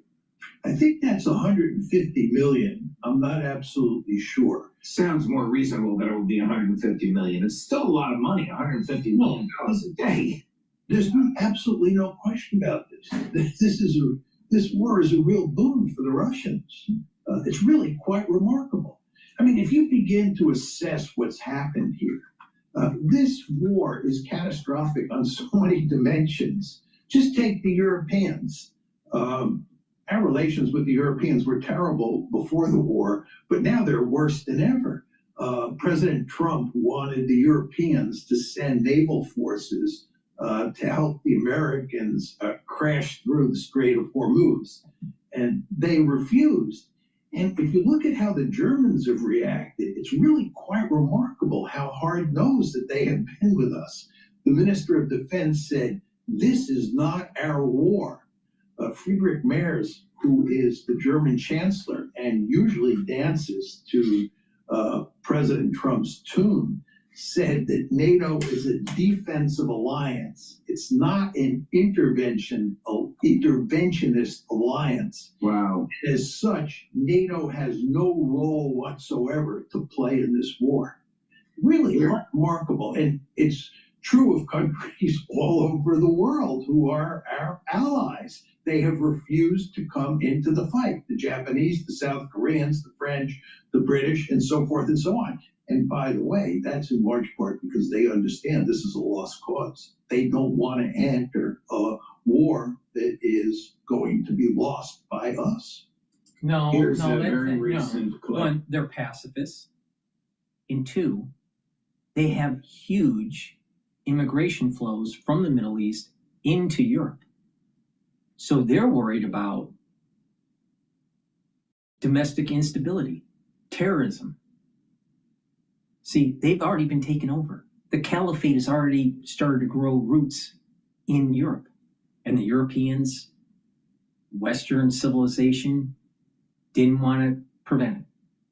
And now, they're weak. They're weak. The Europeans are weak. That's why. From President Trump, first lamenting that the United Kingdom won't help, and then saying, we don't need them. It's typical Trumpian. Chris? If we ever needed help, they won't be there for us. I've just known. Struggling to find finance and accounting talent? Join the growing number of companies embracing outsourced finance and accounting.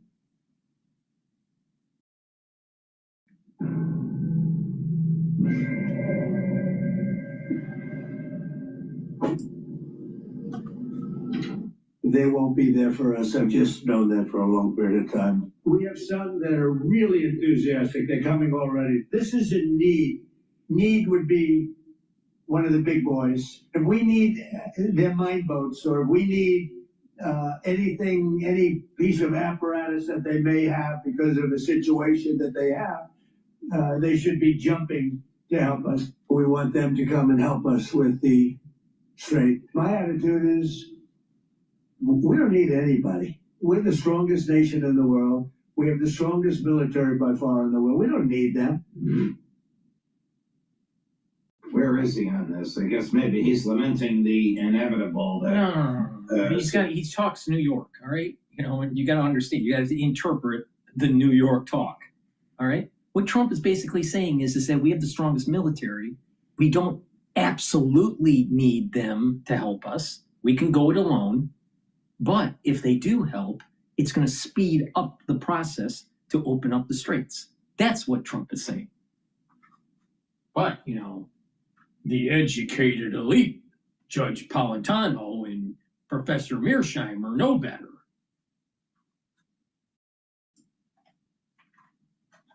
Their Starmer has basically said to him, this is Israel's war, it's not ours. Well, the problem is he's desperate here. Right? He knows he has to open the strait and that he has to get oil from the Gulf states flowing back into the international oil. Right. He just Right. And the signal from the energy markets is that oil is trading down from the peak of this crisis. It's trading at 95, almost $94 handle. It's at 95.05 right now, right at this moment in time. If they were right, oil would be trading higher. And why is that? Because there is a intelligence within financial markets. There is the information is digested and supply and demand. Yes, there's behavioral finance involved, behavioral dynamics, but It's digesting the information and it's responding. And it's saying, don't worry. This thing is actually in the near term, because you got to look at the oil markets in terms of futures. And the next contract, the May contract, is showing that it's not going to spike. Now, things could change, new information, but if everything stays the same, oil is going to go down. So the energy markets and the intelligence of the futures market is stating the opposite of what Mearsheimer is saying.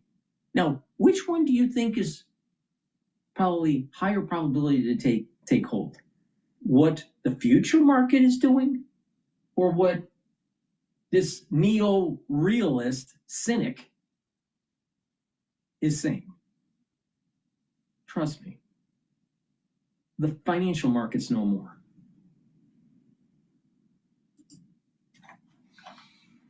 He has to do that, but he has no way of opening the strait.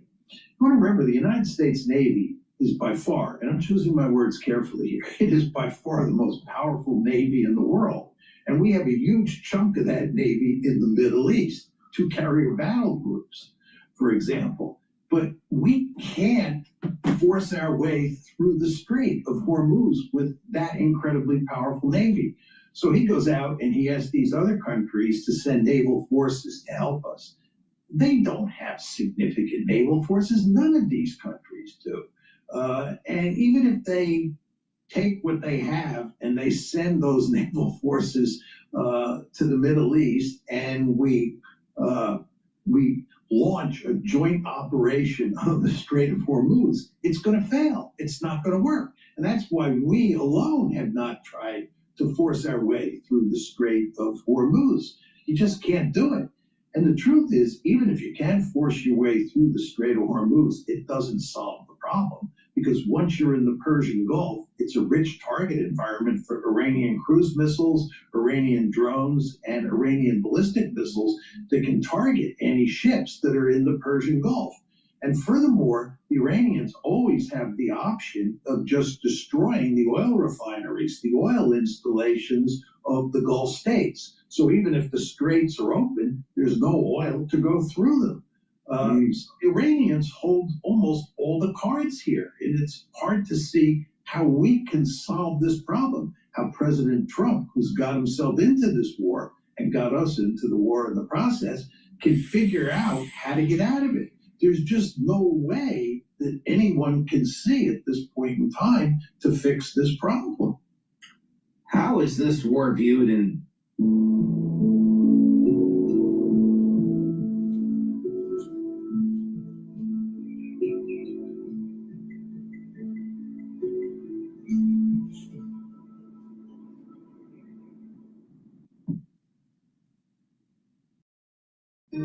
Non sarà un'avventura.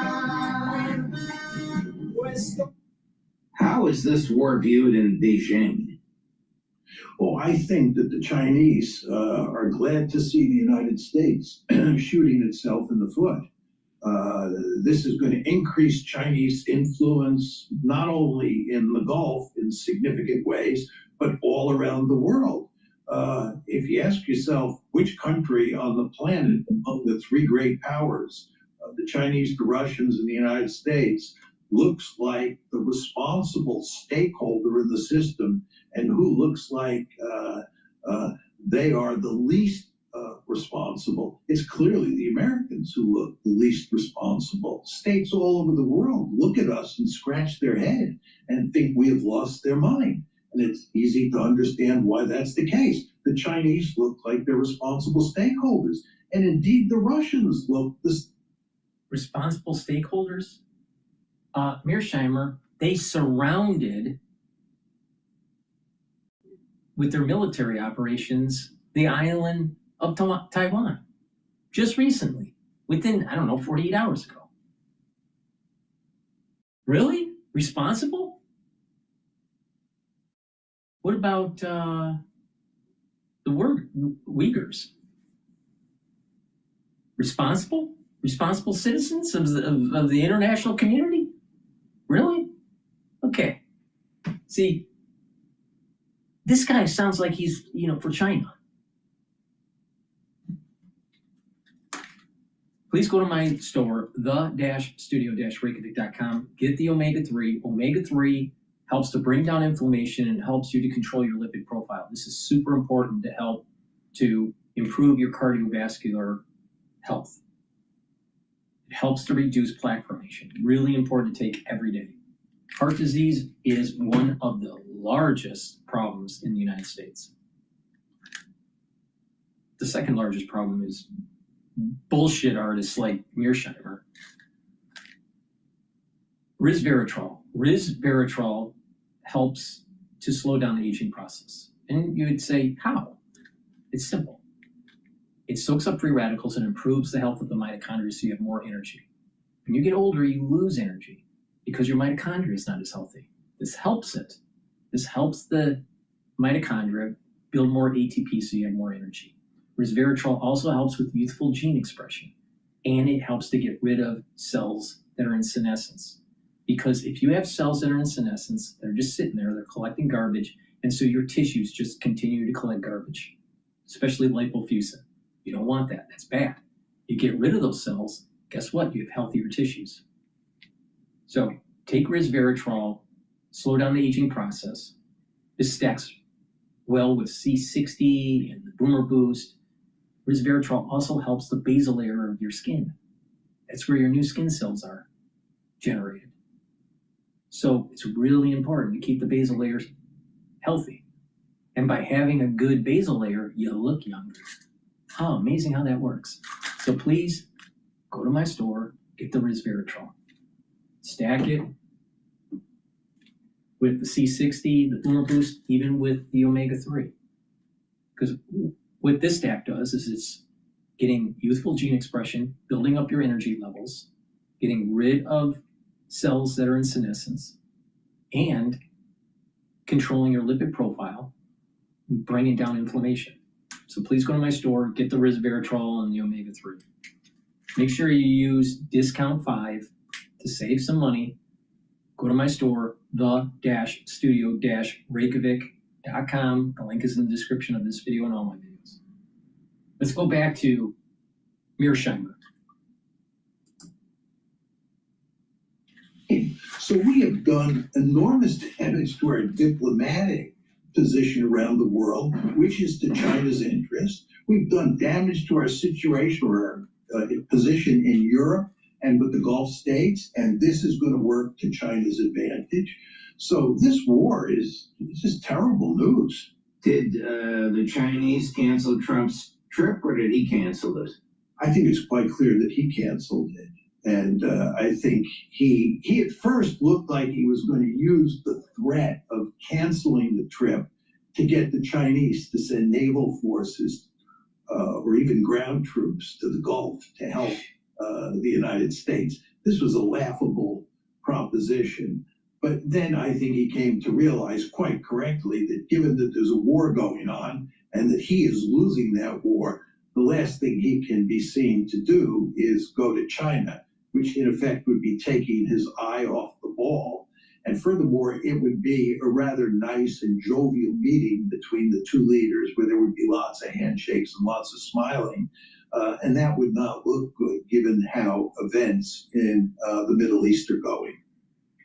Going back to Israel, is there a danger if the Israeli government's back is to the wall that they'll use nuclear weapons on Tehran? I think that possibility only arises if there's evidence that Iran is developing nuclear weapons, which is not the case at the moment. I think that once this war is over with, the incentives for Iran to get nuclear weapons would be very great. And I wouldn't be surprised at all if they went down that road. And if the Israelis even suspect that that's the case, and they don't have the IAEA inside of Iran inspecting what the Iranians are doing, I would imagine the Israelis will come up with some worst case scenarios regarding the development of an Iranian bomb. And I think in that circumstance, they may think about using nuclear weapons in a very serious way. I mean, it's quite clear that the Israelis have convinced themselves that Iran is an existential threat. I think for many Israelis, Iran is not much different than Nazi Germany. Iran is no different than Nazi Germany.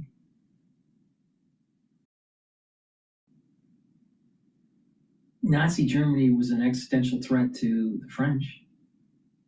Nazi Germany was an existential threat to England. What? I mean, what planet is Mearsheimer on? They believe that if Iran has an opportunity, it will implement a second Holocaust. I think this is ridiculous, but what I think doesn't matter. It's what they think that matters. And these are paranoid people, and if they lose this war, that'll just exacerbate their paranoia. And again, if they think Iran is developing a nuclear weapon, which it will use against Israel, they'll use, I believe, nuclear weapons to excise the problem. From the Iranian perspective, as Ambassador Freeman just pointed out here about an hour ago, when you don't have the law to protect you, when public heads of states fully recognize that treaties don't bind them, their own constitutions don't bind them, international law doesn't bind them, maybe a nuclear weapon would scare them away. The craziest person in the world that has a nuclear weapon doesn't get attacked. That character in North Korea. Absolutely, I agree with Chaz completely. And I would make another point just about, international law and what the Israelis and the Americans have done to destroy it. And not only to destroy international law and international institutions, but to do great damage to diplomacy. Diplomacy has been used as a cover twice now to attack Iran. What kind of faith can the Iranians have in diplomacy, much less international law? Now, the reason this really matters that you want to pay attention to is it's related to the question of how do we shut down this war? It's quite clear that there's going to have to be sanctions relief and maybe some reparations, but at least significant sanctions relief to get the Iranians to end the war. But also, the Iranians are not going to end the war unless they can get some sort of guarantee that the United States and Israel won't pay a return visit. They won't come back and attack them. Remember, there was a war last June, and here we are in March, and there's another war, right, in less than a year's time. Who's to say if the war ends now that in less than a year's time, the Israelis and the Americans won't attack Iran again? So the Iranians are going to want some sort of guarantee that that won't happen. And in a world where international law has gone out the window and diplomacy has gone out the window, and you can't trust the Israelis or the Americans as far as you can throw them, please tell me how you work out a diplomatic solution to this war. Wait a minute. Mearsheimer, you are an American, so you just basically told Polentano's audience not to trust you.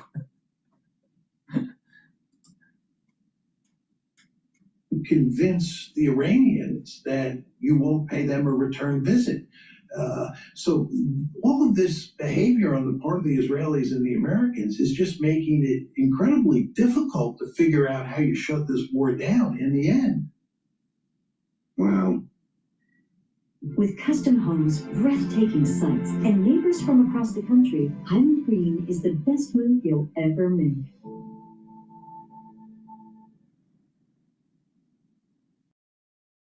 With Canva AI, you'll never design alone again. Just tag in Canva for instant design feedback and suggestions, all from within. Well, here's President Trump using decidedly unpronounceably undiplomatic language, referring to aspects of the war as fun. Chris? Together with our Israeli partners, we're crushing the enemy in an overwhelming display of technical skill and military force. Iran's drone and missile capability is being utterly demolished. The Navy is gone. It's all lying at the bottom of the ocean. 46 ships. Can you believe it? In fact, I got a little upset with our people. I said, what quality of ship? Excellent, sir. Top of the line. I said, why didn't we just capture the ship? We're going to use it. Why didn't we sink them? He said, it's more fun to sink them. I said, that's right. They like sinking them better. They say it's safer to sink them. I guess it's probably true. That's just one comment he's made using the word fun. He's made another comment where he said regarding the bombing of Karg Island, after he said that he had basically destroyed all the military installations on Karg Island, he would bomb it again just for the fun of it. These are the sorts of reprehensible statements that no leader of a civilized country should make. I mean, war is a deadly serious business. Huge numbers of people are killed and wounded in these enterprises. You have to enter a war, after trying every way possible to avoid it. And then when you go to war, you have to be very careful not to kill civilians and not to talk the way President Trump does. But he talks in the most cavalier way about war, as if this were just fun, that, bombing and killing Iranians is fun. I can't imagine any other president we have ever had making statements like that. Can you imagine Abraham Lincoln saying something like that, or FDR? Even, Dick Nixon, George W. Bush. I can't even imagine George W. Bush making statements like that. These are all people who understood what a deadly serious business war is, and how cavalier statements of this sort are just totally irresponsible. So you have cavalier statements like this. You have rules of engagement are stupid out of the mouth of the Secretary of Defense, who calls himself the Secretary of War. Is it any wonder we bombed a girls' school and incinerated 170 little girls and their teachers? No, and it's very important to understand that militaries are giant killing machines. They're giant killing machines, and when you take a military to war, you send a military to fight a war, there's a very powerful tendency in that military to use every means possible to annihilate the adversary, to inflict massive pain on the adversary. It's sort of a built-in impulse. And what you have to do is you have to go to great lengths to curb that impulse in particular situations. If you're talking about two armies crashing into each other on the battlefield, there's obviously no limits to killing soldiers on each side. It's the name of the game. We all understand that. But then there's the whole issue of collateral damage and the whole issue of whether you directly attack civilians. And what you try to do when you go to war, if you're a civilized nation, is you try to go to great lengths to kill as few civilians as possible. And you don't want to have a lot of collateral damage if you can avoid it. And furthermore, you definitely don't want to directly target civilians and murder large numbers of civilians. And that's why you have international law, and that's why people in the American military actually pay a lot of attention to the whole concept of just war theory. They think long and hard about what you can and can't do when you engage in combat. And that's all for the good.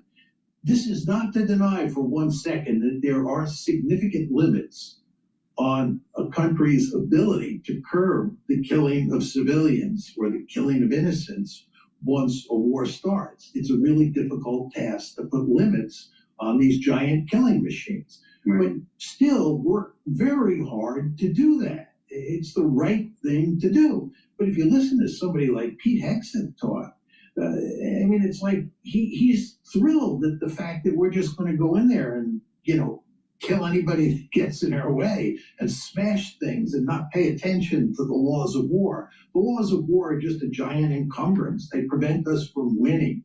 What we have to do is just do whatever we think is necessary. And if that involves killing massive numbers of civilians, so be it. Well, Professor Mearsheimer, thank you very much. As always, your time and analysis is invaluable to us. And congratulations again on that ground-breaking book, The Israel Lobby and U.S. He's right about the Israeli lobby, it's a problem. But all lobbying groups are a problem. The big agricultural lobby group is a major problem in the United States, and your affordability at the grocery store. So if you're going to pay attention to the whole America First agenda, why isn't it MTG talking about big ag? Please go to my store, the-studio-reykjavik.com, get the Myotrol. Myotrol will help with the gene expression to help to build muscle and to maintain muscle. This prevents atrophy. This is very important to take if you're 40 years of age, male or female, to maintain muscle and to build muscle. Do some resistance training, take Myotrol. It has polyphenols, flavonoids, and lignans to be able to help with the gene expression to build muscle. Super important to take. If you have joint pain, arthritis, or even a sports injury, take collagen. Collagen will help to remodel the joint. So if you have a problem with your shoulder or elbow or hip, or even with your hands, it's important to take. Take it every day. And what this will do is help to remodel the joint by using type 2 collagen to remodel the cartilage, ACAN to help with the cushioning. It will also block enzymes that reduce the erosion of the joint. So it's going to block those enzymes that are eroding the joint, all right? Those enzymes are MMP3 and MMP13. Collagen also inhibits EP4, which causes pain in the joint. So it's blocking the pain, a pain pathway, but also is blocking additional erosion. So it allows time for your joint to heal.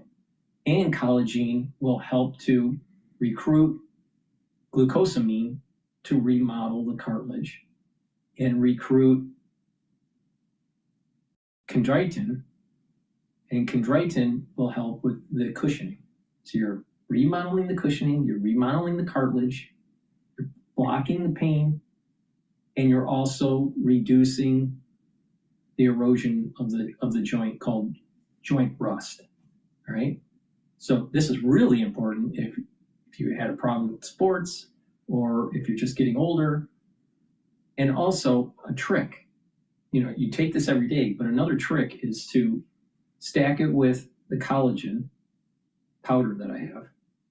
And also, let's say if you have a problem with your wrist, right? Let's say you have some arthritis in your wrist and you want to remodel your wrist joints. Taking the collagen and the collagen, and then depending on what your pain is, you may have pain for extension. So you may have pain for extension. And there's flexing and extending. So let's say your pain is extension. So let's say you have no pain this way, but you may have pain when you do 90 degrees. All right. So what you might want to do is get to the point where you have the pain and then move a little bit more, maybe another 10 degrees, 10 degrees, and count to 20 seconds.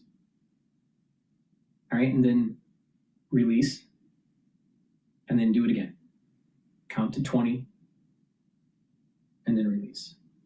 And do that twice a day or so.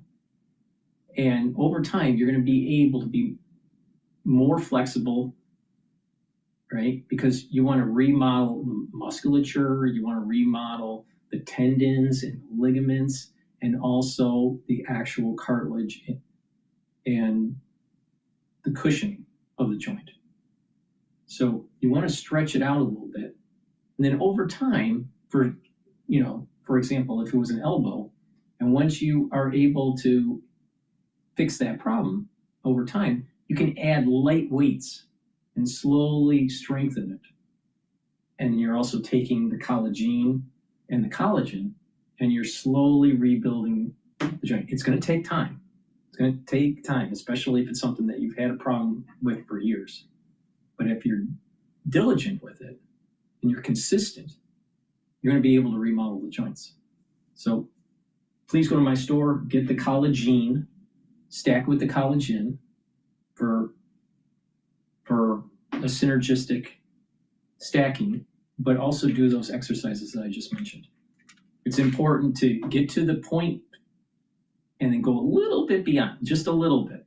And then over time, you're going to notice that you can go farther and farther in terms of flexibility of the joint. Please go to my store and get the C60. You can get it in MCT, coconut oil, avocado oil, and also extra virgin olive oil. Take a teaspoon a day every day. This is going to soak up free radicals. And by doing that, you're reducing stress in tissues and in your cell. You're improving the health of the mitochondria, so you're going to have more energy and more ATP. By soaking up free radicals at the vascular level, you're reducing plaque formation.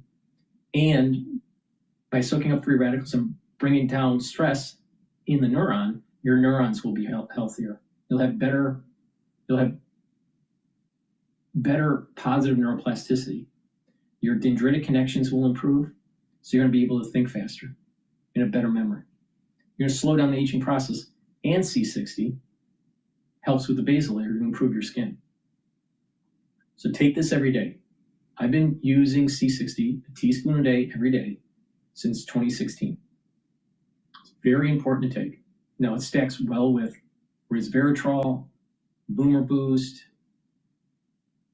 lignans, ashwagandha root, turmeric, even the Max 35 or cleanse.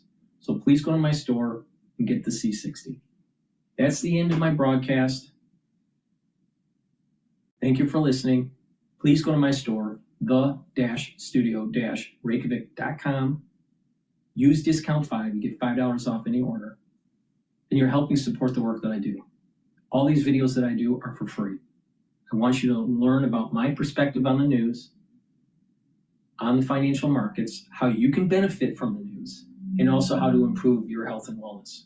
So it's a win-win. If you purchase the products, you're helping the channel, and you're also helping your health and wellness. Thank you for listening, and have a nice day.